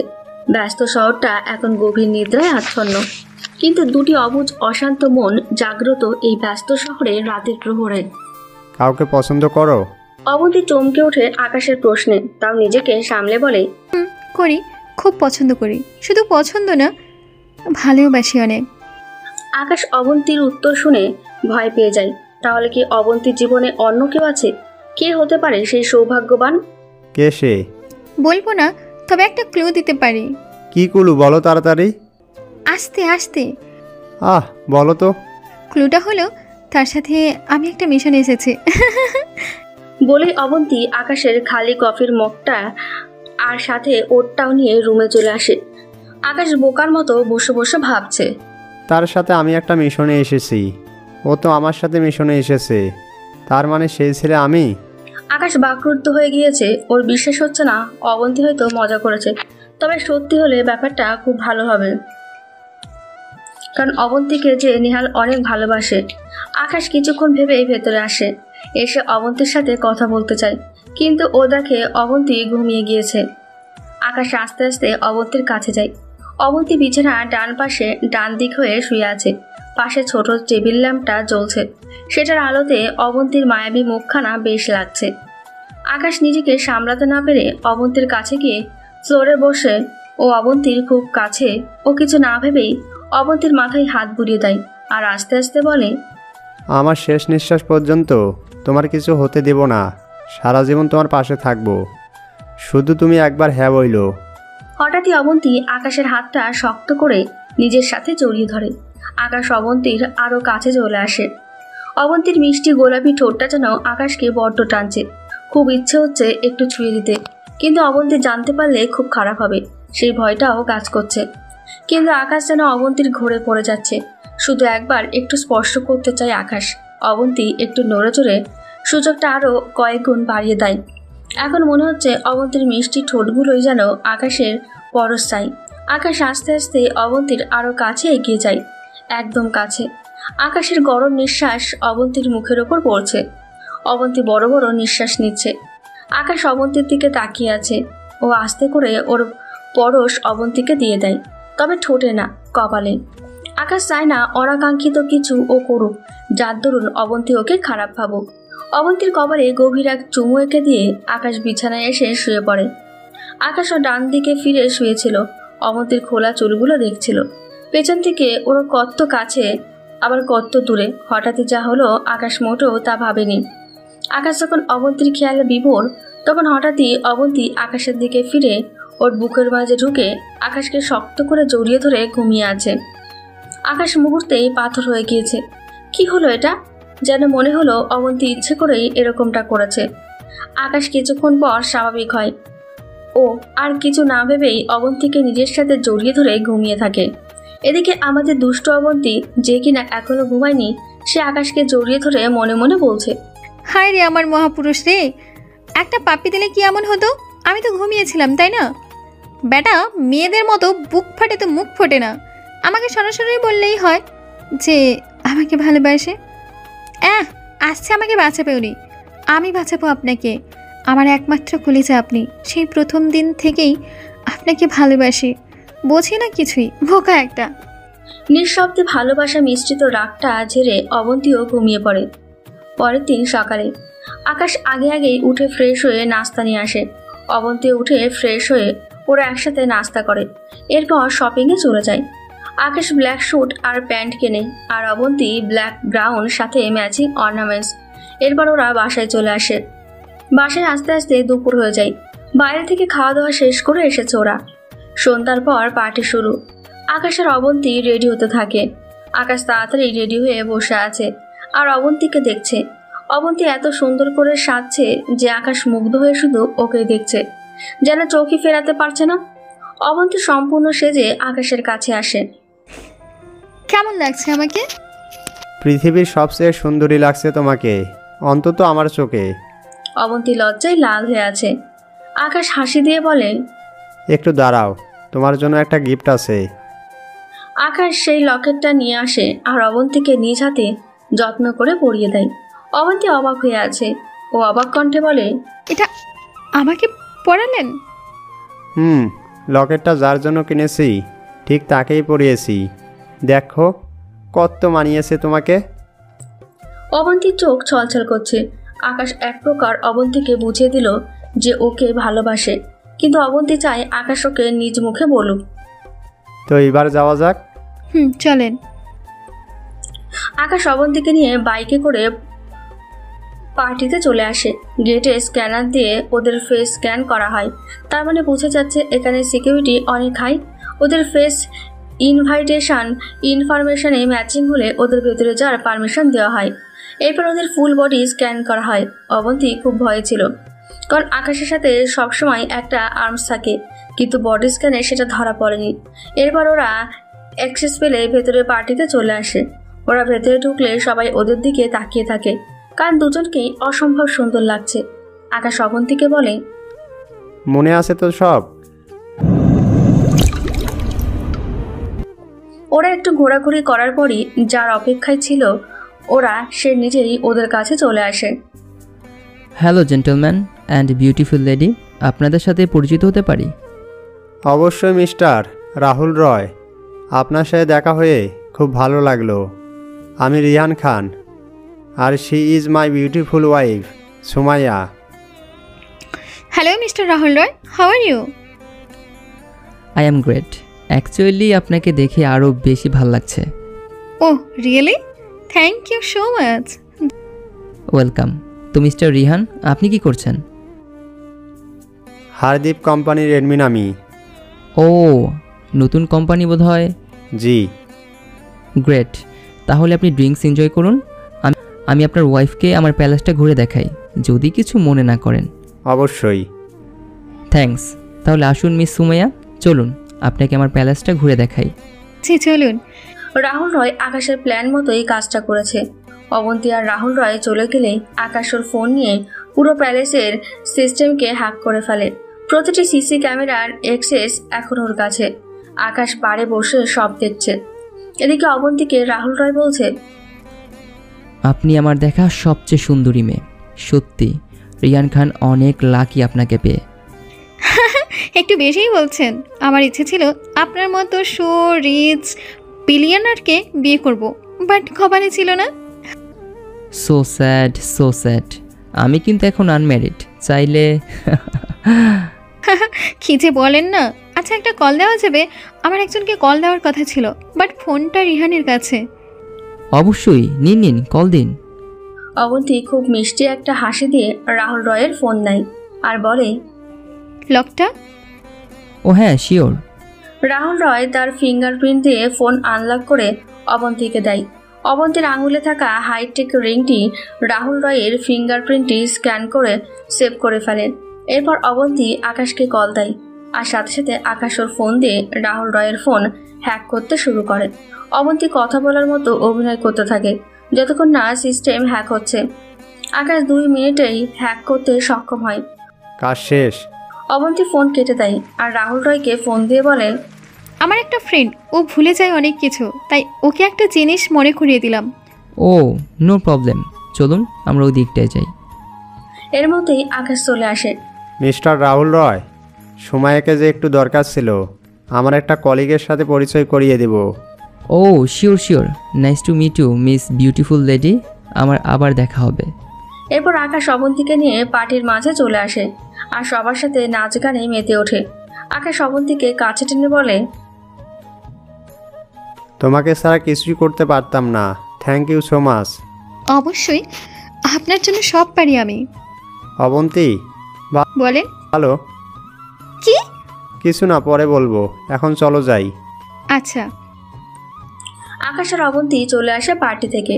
বাইক নিয়ে সোজা বাসায় এসেই ল্যাপটপে অবন্তীর সব ইনফরমেশন কপি করে প্লাস আকাশের ফোনের সব ইনফরমেশন কপি করে একটা চিপে লোড করে। এরপর দ্রুত সব গুছিয়ে রওনা হয় ঢাকার উদ্দেশ্যে। অবন্তী কিছুই বুঝতে পারছে না, ওরা রাত 2টোয় ঢাকায় চলে আসে। অবন্তী বাইক থেকে নেমে বলে, এটা কি হলো, এভাবে চলে আসলেন যে? দেখবে কেন আসছি? হ্যাঁ। এই দেখো।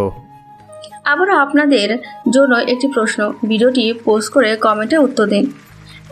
আকাশ কেন এত তাড়াতাড়ি অবন্তীকে নিয়ে চলে আসলো? আকাশ ওর ফোন বের করে। অবন্তী আকাশের ফোনে থাকে ওরা যে বাসায় ছিল সেখানে কিছু লোক বন্দুক হাতে ওদের তন্ন তন্ন করে খুঁজছে। আকাশ আসার সময় আইপি ক্যামেরা লাগিয়ে দিয়ে এসেছিল, তাই সেটাই রেকর্ড হয়েছে ওদের যাওয়ার পরের দৃশ্য। অবন্তী এসব দেখে বলে, তাহলে ওরা আমাদের সম্পর্কে জেনে গিয়েছে? হ্যাঁ, আবার না, কারণ রাহুল রয় এতটা বোকা না। সে আমাদের ইনফরমেশন অ্যানালাইসিস করে হয়তো ফেক কিছু পেয়েছে, তাই আমাদের খুঁজতে লোক পাঠিয়েছে। আমি জানতাম এমন কিছুই হবে একটা, তাই তাড়াতাড়ি চলে এসেছি। তাহলে রাহুল রয় কি আমাদের চিনে ফেললো? এখনও না, ও বুঝতেই পারবে না আমরা আসলে কি করেছি, কারণ আমি চুপচাপ এক জায়গায় বসেছিলাম আর তুমি তো রাহুল রয়ের কাছেই ছিলে, সো কোনো চিন্তা নাই। উফ, ভালো লাগে না। যাও, তুমি তোমার বাসায় যাও আর আমি আমার, কাল দেখা হবে। আচ্ছা। আকাশ আর অবন্তী যে যার বাসায় আসে। আকাশের বাবা মা খুব খুশি হয় ছেলেকে আবার দেখে। আকাশ বাবা মার সাথে একটু কথা বলে দ্রুত ফ্রেশ হয়ে ল্যাপটপ নিয়ে বসে পড়ে। রাহুল রয়ের ফোনের ফুল সিস্টেম আকাশ ওর ল্যাপটপে সেট করে। রাহুল রয় এখন তার ফোন দিয়ে যাই করবে সব আকাশ জানবে এবং দেখতে পারবে। আকাশ সিকিউরিটির লক খোলার জন্য রাহুল রয়ের ফিঙ্গারপ্রিন্ট দেয়, যেটা অবন্তী পার্টিতে নিয়েছিল। ফিঙ্গারপ্রিন্ট দেওয়ার সাথে সাথেই আকাশ রাহুল রয়ের ফোনের অ্যাক্সেস পেয়ে যায়। ও রাহুল রয়ের ফোনের সকল মেসেজ এবং ফোন কলস খুব মনোযোগ সহকারে চেক করতে থাকে। আকাশ মূলত গত বৃহস্পতিবারের রাত 11টা থেকে 5টা পর্যন্ত রাহুল রয় কার কার সাথে কথা বলেছে, কতটুকু কথা বলেছে, কি কথা বলেছে, এইসব ও বের করেছে। ইনভেস্টিগেশন করে শেষমেশ আকাশ ওর কাঙ্ক্ষিত কল রেকর্ডিং পেয়ে যায়, যেখানে রাহুল রয় জাপানিজ ভাষায় চিং মাঞ্চোর সাথে কথা বলছে। আকাশ সেই নাম্বার ট্র্যাক করে লোকেশন বের করে ফেলে। চিং মাংচোকে এবার কেউ বাঁচাতে পারবে না। আমি আসছি, খুব তাড়াতাড়ি আসছি। এত কিছু করতে করতে সকাল 5টা বেজে যায়। আকাশ আর না পেরে ঘুমিয়ে পড়ে। আকাশের আম্মুর ডাকে ঘুম ভাঙে। বাবা ওঠ, নাস্তা করবি না? কটা বাজে জানিস? কয়টা? 12:30 বাজে, ওঠ। আকাশ এক লাফে উঠে বসে আর মাকে দ্রুত বলে, তুমি আমাকে এখন ডাকতেছো? আরও আগে ডাকবা না? শিট, লেট হয়ে গেল, আমার এখনই যেতে হবে। নাস্তা খাবি না? অফিসে খাবনি, এখন ফ্রেশ হতে হবে, তুমি যাও। আচ্ছা। আকাশ ওর ফোন চেক করে দেখে অবন্তীর অনেক কল আর মেসেজ। আকাশ অবন্তীকে রিপ্লাই দেয়, আমি আসছি, ঘুমিয়েছিলাম, সরি। রিপ্লাই দিয়ে দ্রুত ফ্রেশ হয়ে নিজেকে রেডি করে বাইক নিয়ে ওদের সিক্রেট বেসে চলে আসে। সিক্রেট বেসে এসে আকাশ সোজা কমান্ডার মোশাররফ হোসেনের কাছে যায়। ভিতরে ঢুকে দেখে অবন্তী আর নাসিব বসে আছে। আসসালামু আলাইকুম স্যার। তোমার অপেক্ষায় ছিলাম। সরি স্যার, ঘুম থেকে উঠতে অনেকটা লেট হয়ে গেছে। কোনো সমস্যা নেই, আমি জানি তুমি এসে রাতে কাজ করেছো। এখন বলো কি কি জানলে? আকাশ, অবন্তী আর নাসিফের মাঝের খালি চেয়ারটায় বসে। নাফিস আর অবন্তী আকাশের কথা শোনার অপেক্ষায় আছে। আকাশ ওর ল্যাপটপ বের করে বলতে শুরু করে। চিংমানজো এখন মেক্সিকোতে, সেখানে শহর থেকে অনেক দূরে একটা জায়গায় সে আছে। আমি নিশ্চিত সে সুপার হাইটেক সিকিউরিটি নিয়ে সেখানে আছে। সাব্বাস শ্যাডো, সাব্বাস, জাস্ট প্রাউড অফ ইউ। আমি জানতাম তুমি কালপ্রিটটাকে বের করবেই। এখন পরের প্ল্যান কি তোমার?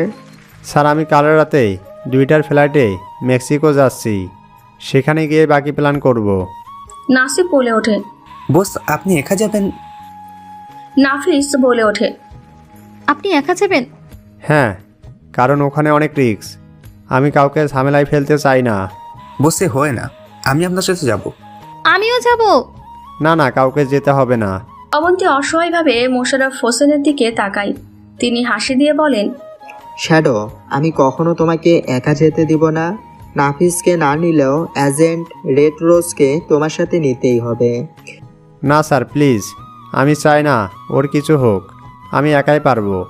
আমার যা খুশি হোক, আমি আপনার সাথেই থাকবো। আমাকে নিতেই হবে। আকাশ অবাক হয়ে তাকিয়ে আছে। ও বুঝতে পারছে অবন্তী ওর জন্য খুব চিন্তা করছে, কিন্তু ও চায় না অবন্তীর কিছু হোক। মোশাররফ হোসেন বলেন, এজেন্ট রেড রোজ আর নাফিস, তোমরা বাইরে যাও, আমি ডার্কের সাথে একান্তে কথা বলতে চাই। অবন্তী আর নাফিস বাইরে চলে আসে। কমান্ডার মোশাররফ হোসেন বলেন, অবন্তী আমার মেয়ের মতোই, তোমার চেয়েও ওর চিন্তা আমার অনেক বেশি। কিন্তু কি স্যার? আমি যেমন তোমাকে নিয়ে চিন্তা আর ভয় থাকি, আমার চেয়ে হয়তো কয়েক গুণ বেশি চিন্তা আর ভয়ে থাকে অবন্তী। তোমাকে আজ একটা সত্যি কথা বলি, তুমি এই মিশনে একাই যেতে, কিন্তু অবন্তীর অনেক রিকোয়েস্টে আমি ওকে তোমার সাথে যাওয়ার ব্যবস্থা করেছি, কারণ ও তোমাকে নিয়ে অনেক চিন্তা করে। আর কেন করে তা তুমি ভালো করে জানো।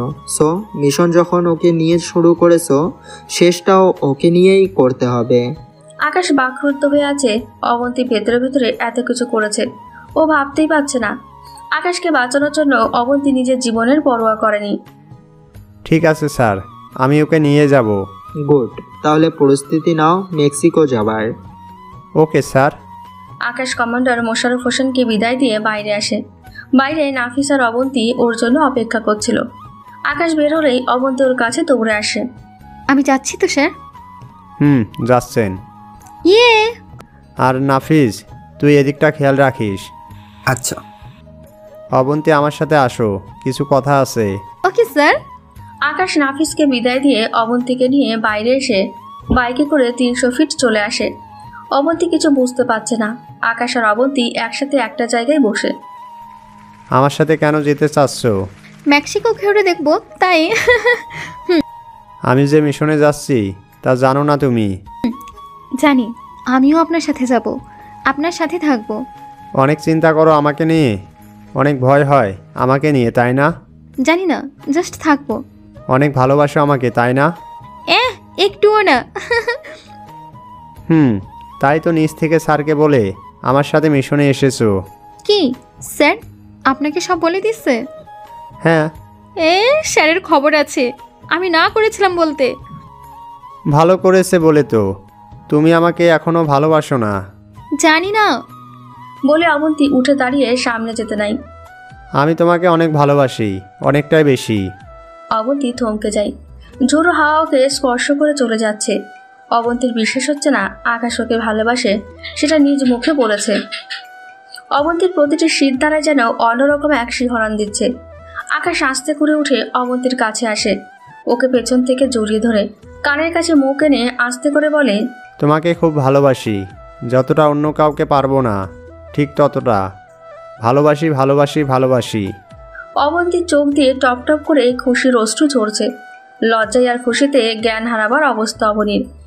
ও আর না পেরে ও ঘুরে আকাশকে শক্ত করে জড়িয়ে ধরে নিজেকে লুকিয়ে ফেলে আকাশের মাঝে। আকাশ ওকে শক্ত করে জড়িয়ে ধরে বলে, এভাবে সারাটা জীবন তোমাকে আমার বুকে চাই, কি থাকবে তো? কোটি কোটি বার থাকবো। মিশন কমপ্লিট করে তোমার বাবা মার কাছে আমার বাবা মাকে পাঠাবো, কেমন হবে? অনেক ভালো।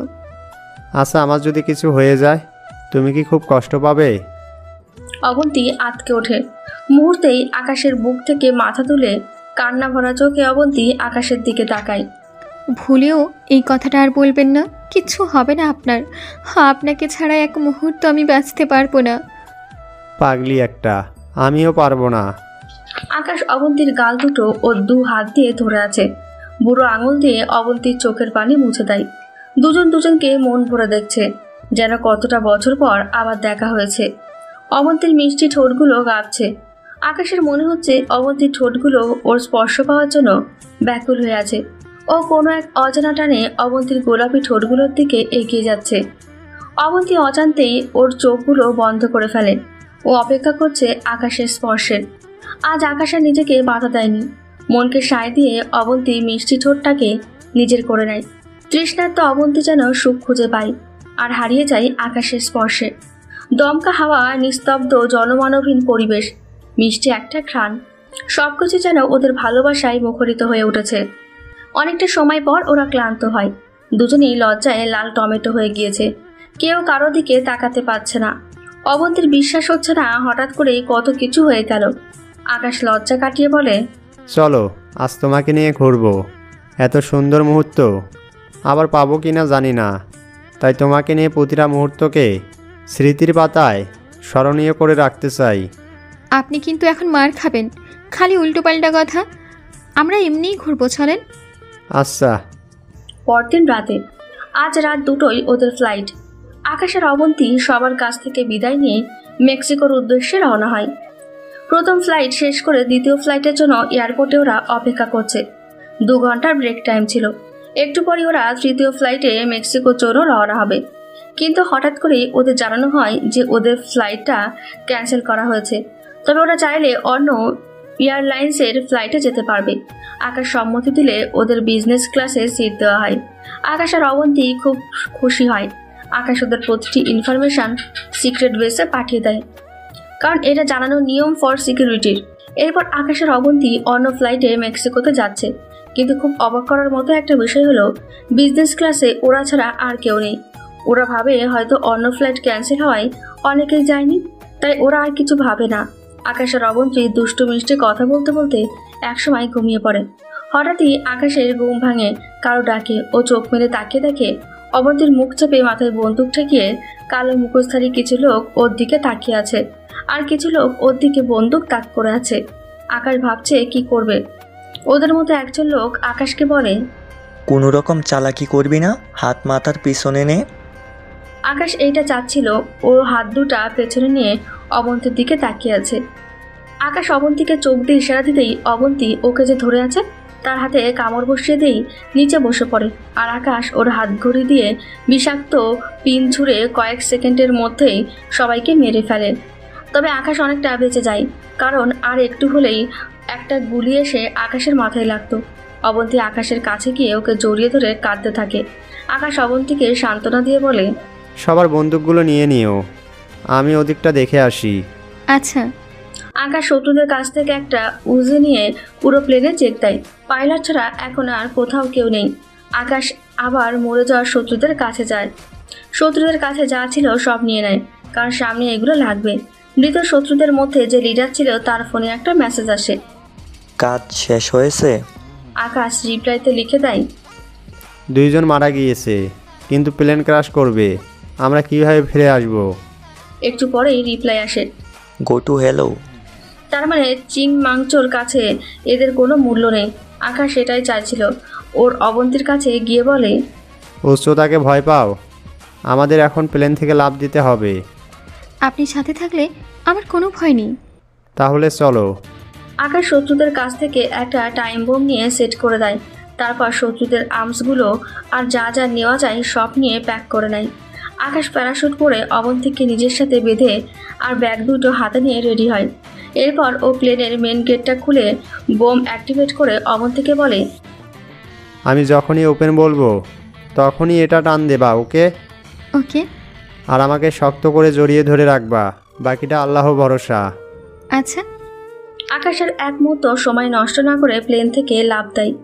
ওদের লাফ দেওয়ার 20 সেকেন্ড পরই প্লেন ব্লাস্ট হয়ে যায়। অবন্তী চোখ বন্ধ করে আকাশকে জড়িয়ে ধরে আছে।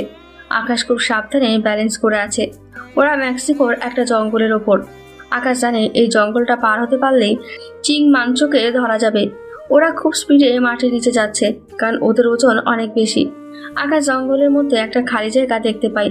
ও সেখানে ল্যান্ড করবে। ওপেন। অবন্তী দ্রুত প্যারাশুটের হুক টানে আর প্যারাশুট খুলে যায়। আকাশ আল্লাহ আল্লাহ করতে করতে ল্যান্ড করে অবন্তীকে নিয়ে। ও প্যারাশুট আর অবন্তীকে ছাড়িয়ে ওরা দুজন মাটির উপরে বসে পড়ছে।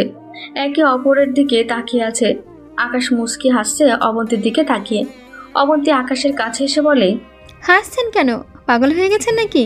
জানো, যখন দেখলাম ওরা তোমার মাথায় বন্দুক ধরে আছে, আমার দিকে বন্দুক ধরে আছে, তখন মনে হয়েছে এই বুঝি আমাদের শেষ। আর কখনো তোমাকে আমার বুকে পাবো না, সব শেষ। অবন্তীর চোখ ছলছল করছে। আকাশ অবন্তীর হাত ধরে টান মেরে ওকে বুকের সাথে জড়িয়ে ধরে বলে, আরও একবার তোমাকে ফিরে পেলাম। আপনি এই অবস্থায় এত রোমান্টিক হচ্ছেন কিভাবে? কারণ 2-1 দিন আমাদের এই জঙ্গলে থাকতে হবে, তোমার সাথে একটু দুষ্টুমি করতে পারবো, তাই ভেবে একটু রোমান্টিক হচ্ছি। আপনার এই রূপটা বোধহয় আমি ছাড়া আর কেউ দেখেননি, তাই না? আচ্ছা শোনো, চিংমাঞ্জো জানে আমরা মারা গিয়েছি, সো এখন কাজটা অনেক সহজ হবে। জাস্ট এই জঙ্গলে আমাদের সারভাইভ করতে হবে কদিন। এখান থেকে বের হতে পারলেই চিংমাঞ্জো শেষ। তারপর নতুন একটা জীবন শুরু করব, ঠিক আছে? আচ্ছা ঠিক আছে। অবন্তীও হাসে। আকাশ চায় না অবন্তী কোনো কিছু নিয়ে ভয় পাক বা চিন্তিত হোক। আকাশ জানে এই জঙ্গলটা কত ভয়াবহ। আর চিং মাংচো এত সহজ খেলোয়াড় না, নিশ্চয়ই কিছু একটা করবে। আকাশ অবন্তীর সামনে হাসলেও ভেতরে ভেতরে ওকে হারানোর ভয় চেপে বসছে। আকাশকে যেভাবেই হোক এই মিশন কমপ্লিট করতেই হবে অবন্তীকে ভালো রেখে। আকাশ অবন্তীকে বলে, আমাদের অনেকটা পথ হাঁটতে হবে। আমরা এখন জঙ্গলের ঠিক মাঝে আছি। এই পথ ধরে সোজা হাঁটলেই হয়তো রাস্তা পাওয়া যাবে। এই উজিটা রাখো, যদি কোনো কিছু আক্রমণ করে শুধু শেষ করে দিবা। ওকে। আকাশ প্যারাশুটটা ব্যাগে ভরে। একটা ব্যাগ আর ও একটা ব্যাগ অবন্তী নিয়ে ওরা হাঁটা শুরু করে। আকাশের হাতে আর্মস। ওরা হাঁটতে হাঁটতে প্রায় দুপুর 2 থেকে 3টে বেজে যায়। খুব ক্ষুধা লেগেছে আর ক্লান্ত। আচ্ছা তুমি এখানে বসো, আমি খাবারের ব্যবস্থা করছি। আকাশ অবন্তীর হাতে 1 বোতল পানি ধরিয়ে দিয়ে খাবারের খোঁজে বেরিয়ে পড়ে। আকাশ স্পেশাল ট্রেনিং প্রাপ্ত হয় এই প্রতিকূল অবস্থায় কি করতে হবে তা ও জানা। সেই মোতাবেক আকাশ আশেপাশে ঘুরে কিছু ফল সংগ্রহ করে। এরপরও চুপচাপ দাঁড়িয়ে চারদিকে কান পেতে শোনার চেষ্টা করে কোথাও পানির আওয়াজ পাওয়া যায় কিনা। এবার অনেক খুঁজে আকাশ অল্প গভীর একটা বয়ে যাওয়া নদী পায়। ব্যাস, আকাশ নেমে পড়ে মাছ ধরতে। অনেকক্ষণ পর 2টা বড় বড় মাছ ধরেও তারপর তাড়াতাড়ি অবন্তীর কাছে চলে আসে। অবন্তী আকাশকে দেখে অবাক। একই অবস্থা আপনার, ভিজে আছেন যে? এটা কি দেখো তো। আকাশ ওর হাত পেছন থেকে সামনে নিয়ে অবন্তীকে মাছ দেখায়। অবন্তী বেশ অবাক হয়। আপনি আমার জন্য মাছ ধরছেন? তোমার ক্ষুধা লাগছে না?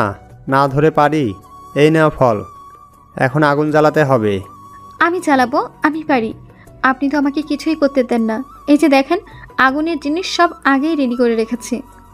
আকাশ মুচকি হাসে। অবন্তী আগুন জ্বালাতে শুরু করে। একটু পরই আগুন জ্বালাতে সক্ষম হয়ও। আকাশ খুব খুশি হয়। এরপর ফল আর আগুনে পোড়া মাছ খায় ওরা। কোনো রকম খেয়ে দিয়ে ওরা আবার হেঁটে অনেকটা দূরে আসে। আর হাঁটা যাবে না, এবার রাতে থাকার ব্যবস্থা করতে হবে। তারপর আকাশ আর অবন্তী মিলে মাটি থেকে অনেকটা ওপরে গাছের ডালপালা আর পাতা দিয়ে কোনো রকম থাকার একটা ব্যবস্থা করে। আকাশ মাটিতে আগুন জ্বালায় আর আশেপাশে অনেকটা জায়গা জুড়ে আগুন জ্বালিয়ে ব্যারিকেড দিয়ে দেয়, যাতে কোনো হিংস্র পশু ওদের কাছে না আসে। আকাশ আর অবন্তী আরেকটা মাছ আগুনে পুড়ে খেয়ে দুজন দুজনকে জড়িয়ে ধরে ঘুমিয়ে পড়ে। খুব ক্লান্ত ওরা। এখন পর্যন্ত সবকিছু ভালোই হচ্ছে। পরদিন সকালে আকাশের ঘুম আগেই ভেঙে যায়। ঘুম ভাঙলে ও অন্যরকম কিছু শব্দ পায়। আকাশ দ্রুত অবন্তীকে উঠিয়ে বলে, অবন্তী কেউ আসছে, আমাদের পজিশন নিতে হবে। অবন্তী একলাপে উঠে বসে। আকাশ আর অবন্তী দ্রুত আর্মস নিয়ে পজিশন নিয়ে নেয়। ওরা অপেক্ষায় আছে। অনেকগুলো পায়ের আওয়াজ আসছে ওদের দিকে। আকাশ আর অবন্তী স্নাইপার নিয়ে দুদিকে বসে আছে। হঠাৎ করে ওরা দেখতে পায় একদল লোক সেই কালো মুখোশ পরে এদিকে আসছে। আকাশ আর অবন্তীর বুঝতে বাকি নেই যে এরা কারা। আকাশ অবন্তীকে ইশারা দেয় আর শুরু করে ফায়ারিং। দূর থেকে একের পর এক হেডশেট দিচ্ছে আকাশ আর অবন্তী। শত্রুরা একসময় ওদের দেখে ফেলে আর এরপরে শুরু হয় ভয়াবহ ফায়ারিং। আকাশ আর অবন্তী দুজন দুইটা গাছের পেছনে লুকিয়ে আছে। ম্যাগাজিনে বেশি আর বুলেট নেই। আকাশ আর অবন্তী দুজন দুজনের দিকে তাকিয়ে আছে। নতুন ম্যাগাজিন লোড করে আকাশ আর অবন্তী শুধু গুলি করতে থাকে। একে একে সব শত্রু শেষ হয়ে যায়, কিন্তু অবন্তীকে বাঁচাতে গিয়ে একটা গুলি এসে আকাশের বাম পায়ে লাগে। অবন্তী আকাশ বলে চিৎকার দিয়ে ওঠে। আকাশ ঠাস করে পড়ে যায়। শান্ত হও, চারদিকে দেখো আর কেউ আছে কি না। অবন্তী চারিদিকে ভালো করে দেখে নেয়, আর কেউ নেই। একদম নিস্তব্ধ। অবন্তী কান্না করতে করতে বলে, আপনি কি করলেন? অনেক রক্ত বের হচ্ছে। কিছু হবে না, ভয় পেও না। আমাকে শুধু 2 মিনিট সময় দিন। অবন্তী দ্রুত আগুন জ্বালায়। একটা শত্রুর কাছ থেকে ছুরি নিয়ে সেটা গরম করে। এদিকে আকাশের অবস্থা খুব খারাপ। অবন্তী দ্রুত ছুরি গরম করে আকাশের বাম হাতে যেখানে গুলি লেগেছে সেখানে ঢুকিয়ে দেয়। আকাশ অনেক জোরে চিৎকার করে অবন্তীর বুক কেঁপে ওঠে, কিন্তু ওর কাজ থামায় না। যেভাবে হোক গুলিটা বের করতেই হবে। অনেক কষ্টে অবন্তী গুলিটা বের করে আর গুলি লাগা জায়গায় রুমাল বেঁধে দেয়। প্রচণ্ড ব্যথা হচ্ছে আকাশের। অবন্তী বোতলে পানি এনে আকাশকে দেয়। আকাশ অনেকটা খেয়ে নেয়। অবন্তী খুব অস্থির আর চিন্তিত হয়ে আছে। শান্ত হও, বিপদের সময় শান্ত থাকতে হয়, কারণ এই সময় একটা ভুল করলে আর রক্ষা নাই। ওদের সব আর্মসগুলো নিয়ে আসো। খেয়াল রেখো আশেপাশে কেউ আছে কি না। আমি আপনাকে ছেড়ে কোথাও যাব না। অবন্তী, আমাদের বুলেট নেই। যাও, যা বলছি তাই করো। অবন্তী বাধ্য হয়ে শত্রুদের আর্মস আর বুলেট সব নিয়ে আসে। আকাশকে ওদের বানানো থাকার জায়গায় উঠিয়ে শুয়ে দেয় অবন্তী। আকাশ ব্যথায় নীল হয়ে গিয়েছে। অবন্তী নিচে এসে আশেপাশে দেখতে থাকে। এক ধরনের গাছ আছে যার বাকলের আঠা কাটা জায়গায় লাগিয়ে দিলে খুব তাড়াতাড়ি কাটা জায়গা ভালো হয়ে যায়। অবন্তী আশেপাশে সেই গাছটাই খুঁজছে। আল্লাহ আল্লাহ করতে করতে অনেক খুঁজে শেষমেশ গাছটা অবন্তী পায়। দ্রুত অনেকগুলো বাকল সাথে করে নিয়ে আসে। তারপর আকাশের কাছে গিয়ে সেই গাছের বাকল থেকে আঠা নিয়ে নেহালের কাটা জায়গায় লাগিয়ে দেয়। খুব জ্বলছে কাটা জায়গাটা। আকাশের চোখ দিয়ে টপটপ করে পানি পড়ছে। অবন্তী কান্না করতে করতে বলে, আমাকে বাঁচানোর জন্য নিজের জীবনটা দিয়ে দিতে চেয়েছিলেন। আপনি কি পাগল? তোমার জন্য। তোমাকে আমি হারাতে চাই না, কোনো দামে না। অবন্তী আকাশকে ওর সাথে জড়িয়ে ধরে আকাশের ঠোঁটে ওর ঠোঁট ডুবিয়ে দেয়। এটাই বোধহয় সবচেয়ে বড় ওষুধ। অনেকক্ষণ পর ওরা একে অপরকে ছাড়লে আকাশ বলে, এই মেডিসিনের জন্য আমি 1000 বার গুলি খেতে রাজি। এখন শুয়ে রেস্ট নেন। আর কিছু বললেন না? আমি আসছি। কোথায় যাচ্ছ? খাবারের ব্যবস্থা করি আপনার জন্য। অনেক রক্ত পড়েছে আপনার। আমি ঠিক আছি, আমিও আসছি তোমার সাথে। একদম না, চুপচাপ রেস্ট নিন। অনেক করেছেন, এবার আমাকে একটু করতে দিন। আচ্ছা যাও, তবে আর্ম সাথে নিয়ে যাও, ফুল লোড করে। আর এক্সট্রা ম্যাগাজিনও সাথে নিয়ে যাও। আচ্ছা, আপনার এত চিন্তা করতে হবে না, আল্লাহ ভরসা। অবন্তী নিচে এসে আশেপাশে ঘুরে কিছু ফল সংগ্রহ করেন। অবন্তীও নদীর পাড়ে গিয়ে 2-3টা মাছ ধরে। সেগুলো এনে ছুরি দিয়ে কেটে আগুনে পুড়ে আকাশের খাবার জন্য প্রস্তুত করে। আকাশ আর অবন্তী খেয়ে দিয়ে একসাথে বসে আছে। কি ভাবছো? আমরা দেশের জন্য নিজের জীবন বাজি রাখছি, এত কিছু করছি, কিন্তু আমাদের কথা কেউ জানবে না, কেউ বুঝবে না। না জানুক, দেশের জন্য নিজেদের জীবন বিলিয়ে দেব, এই শপথ তো আমরা নিয়েছি, তাই না? দেশের জনগণ যদি আমাদের জন্য ভালো থাকে তাহলে সেটাই হবে আমাদের সবচেয়ে বড় প্রাপ্তি। ইস, জনগণরা যদি বুঝতো আমাদের কষ্টটা, তাহলে তারাও আমাদের সাহায্য করত অপরাধ ঠেকাতে, কিন্তু তাদের কাছে আমাদের কোনো মূল্যই নেই। দেখবে একদিন তারাও বুঝবে আমাদের মূল্য। আপনি একটু ঘুমান, আমি আপনার মাথা টিপে দিই। আজকের দিনটা নষ্ট হলো, শালারা শুধু শুধু মরতে এসেছে। আজকের দিনটা আকাশ আর অবন্তীর এভাবেই চলে যায়। পরদিন সকালে ভালো ভালো কিছু আর্মস নিয়ে শত্রুদের আসা পথ অনুসরণ করে ওরা মেন রোডে চলে আসে। একটা গাড়ি হাইজ্যাক করে সেটা নিয়ে শহরের মাঝে চলে আসে। শহরের নেটওয়ার্কের মাঝে আসতেই ওদের সিক্রেট বেসের সাথে ওদের যোগাযোগ হয়। কমান্ডার মোশাররফ হোসেন খুব চিন্তায় ছিলেন, আর অবন্তীকে থাকার জন্য একটা জায়গার ঠিকানা দেওয়া হয়। ওরা দুজন সেখানেই চলে যায়। সেখানে অন্য দুজন এজেন্ট ওদের অপেক্ষায় ছিল। এটাও একটা সিক্রেট জায়গা। সবার আগে আকাশকে ভালোভাবে ট্রিটমেন্ট দেওয়া হয় যাতে ওর হাতের কোনো ক্ষতি না হয়। এই সিক্রেট বেসে আকাশ আর অবন্তীর মতো দুজন এজেন্ট রয়েছে। তারা স্বামী স্ত্রী। আকাশ আর অবন্তীকে তারা খুব ভালোভাবে আপ্যায়ন করে। ওরা দুজন কদিন রেস্ট নেয় আর পেট ভরে খায়। আকাশ আর অবন্তী খুব দুর্বল ছিল। কদিন বিশ্রাম আর ভালো খাওয়া দাওয়ায় ওরা আবার সতেজ হয়ে ওঠে। আকাশের হাতের ক্ষতটা খুব দ্রুত ভালো হচ্ছে। এখানের এজেন্ট রিও ওদেরকে বলে, সিং মানচুকাকে মারা এত সহজ হবে না। ও আসলে কোথায় আছে তা আমরা এখনো জানি না। আমি জানি, সেই শহর থেকে অনেক দূরে আন্ডারগ্রাউন্ডে আছে। আমাদের সেই জায়গাটা বের করতে হবে। ওয়াও গ্রেট, তাহলে আমরা 4 জন মিলেই অ্যাটাক করব। করা যায়, তবে আমাদের মাস্টার প্ল্যান বানাতে হবে, কারণ একটু ভুল হলেই সব শেষ। ঠিক বলেছো। তোমাকে যেহেতু কেউ চেনে না, আমি তোমাকে জাস্ট লোকেশনটা দেব। তুমি জাস্ট ওদের বেসে ঢোকার জায়গাটা দেখে আসবা। ওকে। এই পেন ড্রাইভে সব ইনফরমেশন আছে। আই হোপ তুমি পারবে। Let's see. এজেন্ট রিও তার আইপ্যাডে লোকেশন সেট করে সেখানে যায়, কিন্তু ফাঁকা জায়গা ছাড়া আর কিছুই দেখে না। আকাশ, অবন্তী আর এজেন্ট রিওর স্ত্রী লিনা ওরা সিক্রেট বেসে বসে সব দেখছে। আকাশ রিওকে বলে, তুমি দূরে কোথাও অপেক্ষা করো, তাহলে আমাদের কাছে ওরা ধরা খাবে। ওকে। রিও দূরে আড়ালে একটা জায়গায় লুকিয়ে আছে, বাইনোকুলার দিয়ে দেখছে। সাধারণত এখানে কেউ আসে না, একদমই দুর্গম এলাকা। হঠাৎই একটা লোক গাড়ি নিয়ে আসে, একটা নির্দিষ্ট জায়গায় গাড়িটা থামায়, আর গাড়িটার সাথে সাথে মাটির নিচে চলে যায়, আর অন্য মাটির লেয়ার চলে আসে। রিও সহ সবাই অবাক হয়। আকাশ যেমনটা ধারণা করেছিল, চিং মাংচো অনেক হাইটেক সিকিউরিটি সম্পূর্ণ জায়গায় থাকে। রিও দ্রুত ওদের সিক্রেট বেসে চলে আসে। ওরা 4 জন মিটিংয়ে বসে। আমরা চাইলে ওদের বেসে ঢুকতে পারবো না, তার জন্য দরকার অ্যাক্সেস, যেটা শুধু ওদের কাছে আছে। তাহলে কিভাবে যাব? আমাদের একটা সুন্দরী মেয়ে লাগবে। অবন্তী চোখ বড় বড় করে বলে, মানে? আরে ওদের গাড়ি থামাতে হবে, যাতে আমরা ওদের গাড়ির পিছনে ঢুকতে পারি। আমরা 4 জন ঢুকবো। না, আমি আর তুমি। অবন্তী আর লিনা বাইরে থাকবে, কারণ আমার প্ল্যান অনুযায়ী আমরা পুরো বেসে টাইম বম সেট করে দেব, তারপর দ্রুত বাইরে চলে আসব।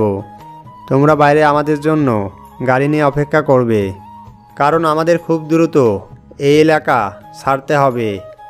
শুধু সিং মানজোকে মারলেই হবে না, ওর সব কিছুকে শেষ করে দিতে হবে। ঠিক বলেছো, তাই হবে। কিন্তু কোনো কিন্তু নাই, এটাই ফাইনাল প্ল্যান। তোমরা দুজন বাইরে বসো, আমাদের জন্য অপেক্ষা করবে আর মনিটরিং করবে, কারণ তোমাদের হেল্প লাগবে আমাদের। কিন্তু আকাশ, আমরা চিং মানচুয়ের গাড়ি চিনব কিভাবে? এখন পর্যন্ত আমি সিং মানজোর সাথে জড়িত যাদের গাড়ি দেখেছি, তাদের মধ্যে একটা কমন জিনিস হলো গাড়িতে সিএম খোদাই করে লেখা আছে। এটা শুধু সিং মানজোর গাড়িতেই থাকে, অন্য কারো গাড়িতে না। সো সিএম লেখা গাড়িকেই আমরা থামাবো। Really man, you are just amazing, brilliant. Thanks. তাহলে আমরা রেডি হই মিশনের জন্য। আমাদের কিছু পাওয়ারফুল টাইম বম লাগবে। আমি বম রেডি করছি। তুমি হয়তো জানো না, আমি একজন বম স্পেশালিস্ট। দেখো কি বম বানাই আমি, ওরা নিমিশেই ধ্বংস হয়ে যাবে। এজেন্ট রিওর বানানো হাইটেক বোম নিয়ে পরদিন ওরা বেরিয়ে পড়ে। আকাশ আর রিও চিং মানচোর সিক্রেট বেসে যাওয়ার পথে লুকিয়ে থাকে। অবন্তী আর লিনা চিং মানচোর সিক্রেট বেসের থেকে একটু দূরে গাড়ি নিয়ে লুকিয়ে থাকে। আকাশের প্ল্যান মতো সুন্দরী মেয়েটা সিএম লেখা গাড়িটাকে থামায়। এত সুন্দর মেয়ে দেখে চিং মাংচোর লোক গাড়ি থেকে নেমে মেয়েটার সাথে কথা বলতে যায়। এদিকে সেই সুযোগে আকাশ আর রিও গাড়িতে উঠে লুকিয়ে যায়। মেয়েটা লোকটার সাথে একটু কথা বলে চলে যায়। লোকটা আবার এসে গাড়িতে উঠে চালিয়ে চিং মাংচো সিক্রেট বেসে চলে আসে। আকাশ অবন্তীকে খবর জানিয়ে দেয়। অবন্তী আর লিনা দেখে একটা কালো গাড়ি সেই সিক্রেট জায়গাটায় এসে থামে। আকাশ আর রিও এই গাড়িতেই। আকাশ শুনতে পায় লোকটা বলছে, কোড 33467। আর সাথে সাথে গাড়িটা নিচে চলে যায়। অবন্তী আর লিনার খুব ভয় হচ্ছে। দুজনেরই কলিজা এত ডেঞ্জারাস জায়গায় যাচ্ছে। গাড়িটা অটোমেটিক পার্কিং লটে চলে আসে। লোকটা গাড়ি পার্ক করে ভেতরে চলে যায়। আকাশ অবন্তীকে বলে, পার্কিংয়ের সব কটা সিসি ক্যামেরা হ্যাক করে ফ্রিজ করে দাও, যাতে এখন যা দেখছে আগামী কয়েক ঘন্টা যেন তাই দেখে। ওকে। অবন্তী 5 মিনিটের মধ্যে সিসি ক্যামেরা সব হ্যাক করে ফেলে। আর স্ক্রিন ফ্রিজ করে দেয়। এরপর আকাশ আর রিও গাড়ি থেকে বেরিয়ে আসে। এখানে 5 জন লোক আছে। Ready ready fire. আকাশ আর রিও মিলে স্নাইপ করে 5 জনকে মেরে ফেলে। তারপর পার্কিং লটে বোম লাগিয়ে দেয়। রিও আর আকাশ, অবন্তী আর লিনার কমান্ড অনুযায়ী সামনে এগোতে থাকে। লিনার অবন্তী সিসি ক্যামেরা হ্যাক করে ফেলায়। কোথায় কি আছে তা ওরা জানে। আকাশ আর রিও একে একে অনেক শত্রুকে মেরে ফেলে আর বোমা সেট করে দেয়। এদিকে চিং মাংচোর কাছে খবর এসে পড়ে আর শুরু হয় ভয়ঙ্কর সময়। মেশিন গান দিয়ে নামিয়ে নেয় লোকদের। আকাশ আর রিও ওদের বেস্ট দিয়ে লড়াই করছে। গ্রেনেড মেরে অনেক শত্রুকে মেরে ফেলে। ওরা চিং মাংচো যখন বুঝতে পারে যে আর পারবে না, তখন সে হেলিকপ্টার নিয়ে পালাতে শুরু করে। আকাশ আর রিও চিং মাংচোর পুরো সিক্রেট বেসে টাইম বোম লাগিয়ে দিয়েছে। চিং মাংচোকে ধরতে না পারায় ওরা বোম অ্যাক্টিভেট করে বাইরে আসে দ্রুত। আকাশ গাড়ির কাছে এসে পেছন থেকে রকেট লঞ্চার করে দেয়। দ্রুত গাড়ি চালিয়ে জায়গা ছাড়তে বলে। আকাশের গাড়ি মডিফাইড হওয়ায় গাড়ির ছাদ খুলে চিং মাংচোর হেলিকপ্টার বরাবর রকেট লঞ্চ, আর সাথে সাথেই হেলিকপ্টার সহ চিং মাংচোর সিক্রেট বেস সব ধ্বংস হয়ে যায়। বিশাল বড় ধামাকা হয় শহরের বাইরে। আকাশ, অবন্তী, রিও আর লিনা শান্তির নিঃশ্বাস নেয়। টানা 2 ঘন্টা ধরে হার্ড মিশন চালিয়ে রিও আর আকাশ মিশন কমপ্লিট করে। যে মেন কালফিট চিং মাংচো সে পালিয়ে যেত, কিন্তু আকাশের দক্ষতার জন্য সেও মারা গেল। আকাশ ও সিক্রেট বেসে মানে কমান্ডার মোশাররফ হোসেনের কাছে খবর পাঠিয়ে দেয় যে মিশন কমপ্লিট। এছাড়া চিং মাংসের সাথে জড়িত সবার ইনফরমেশন আকাশ নিয়ে নেয়। তাদেরও ব্যবস্থা করা হবে। রিও বলছে, আকাশ, আজ তোমার বুদ্ধির প্রশংসা করতে হবে। এত সুন্দর মাস্টার প্ল্যান না করলে আমরা কখনো চিং মাঞ্চোকাকে শেষ করতে পারতাম না। সবই সম্ভব হয়েছে আমাদের টিম ওয়ার্কের জন্য। হ্যাঁ। এরপর আকাশ আর অবন্তী রিও আর লিনাকে বিদায় দিয়ে বাংলাদেশে চলে আসে। অনেক কঠিন একটা মিশন শেষ করেছে ওরা। শুনতে নর্মাল হলেও ফিল্ডে থেকে মিশন কমপ্লিট করা অনেক কঠিন। আকাশ আর অবন্তী ওদের সিক্রেট বেসে আসে। কমান্ডার মোশাররফ হোসেন ওদের অপেক্ষায় ব্যাকুল হয়েছিলেন। ওদের দুজনকে দেখা মাত্রই বুকে জড়িয়ে ধরেন আর বলেন, পেরেছো তোমরা, পেরেছো, সাব্বাস। ইতিহাসের পাতায় স্মরণীয় হয়ে থাকবে আমাদের এই অ্যাচিভমেন্ট। সাব্বাস এজেন্ট শ্যাডো আর রেড রোজ, সেলুট তোমাদের।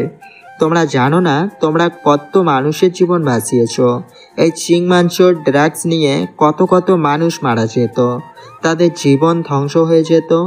তোমরা পেরেছো তাদের জীবন বাঁচাতে। আমি অনেক খুশি। আজ বলো তোমাদের কি চাই? Thank you sir. আপাতত আমাদের কয়েকদিনের ছুটি চাই। আপনার এজেন্ট রেড রোজকে এজেন্ট শ্যাডো বিয়ে করবে। স্যার আপনি কিন্তু অবশ্যই আসবেন। আমাদের মেন গেস্ট তো আপনি।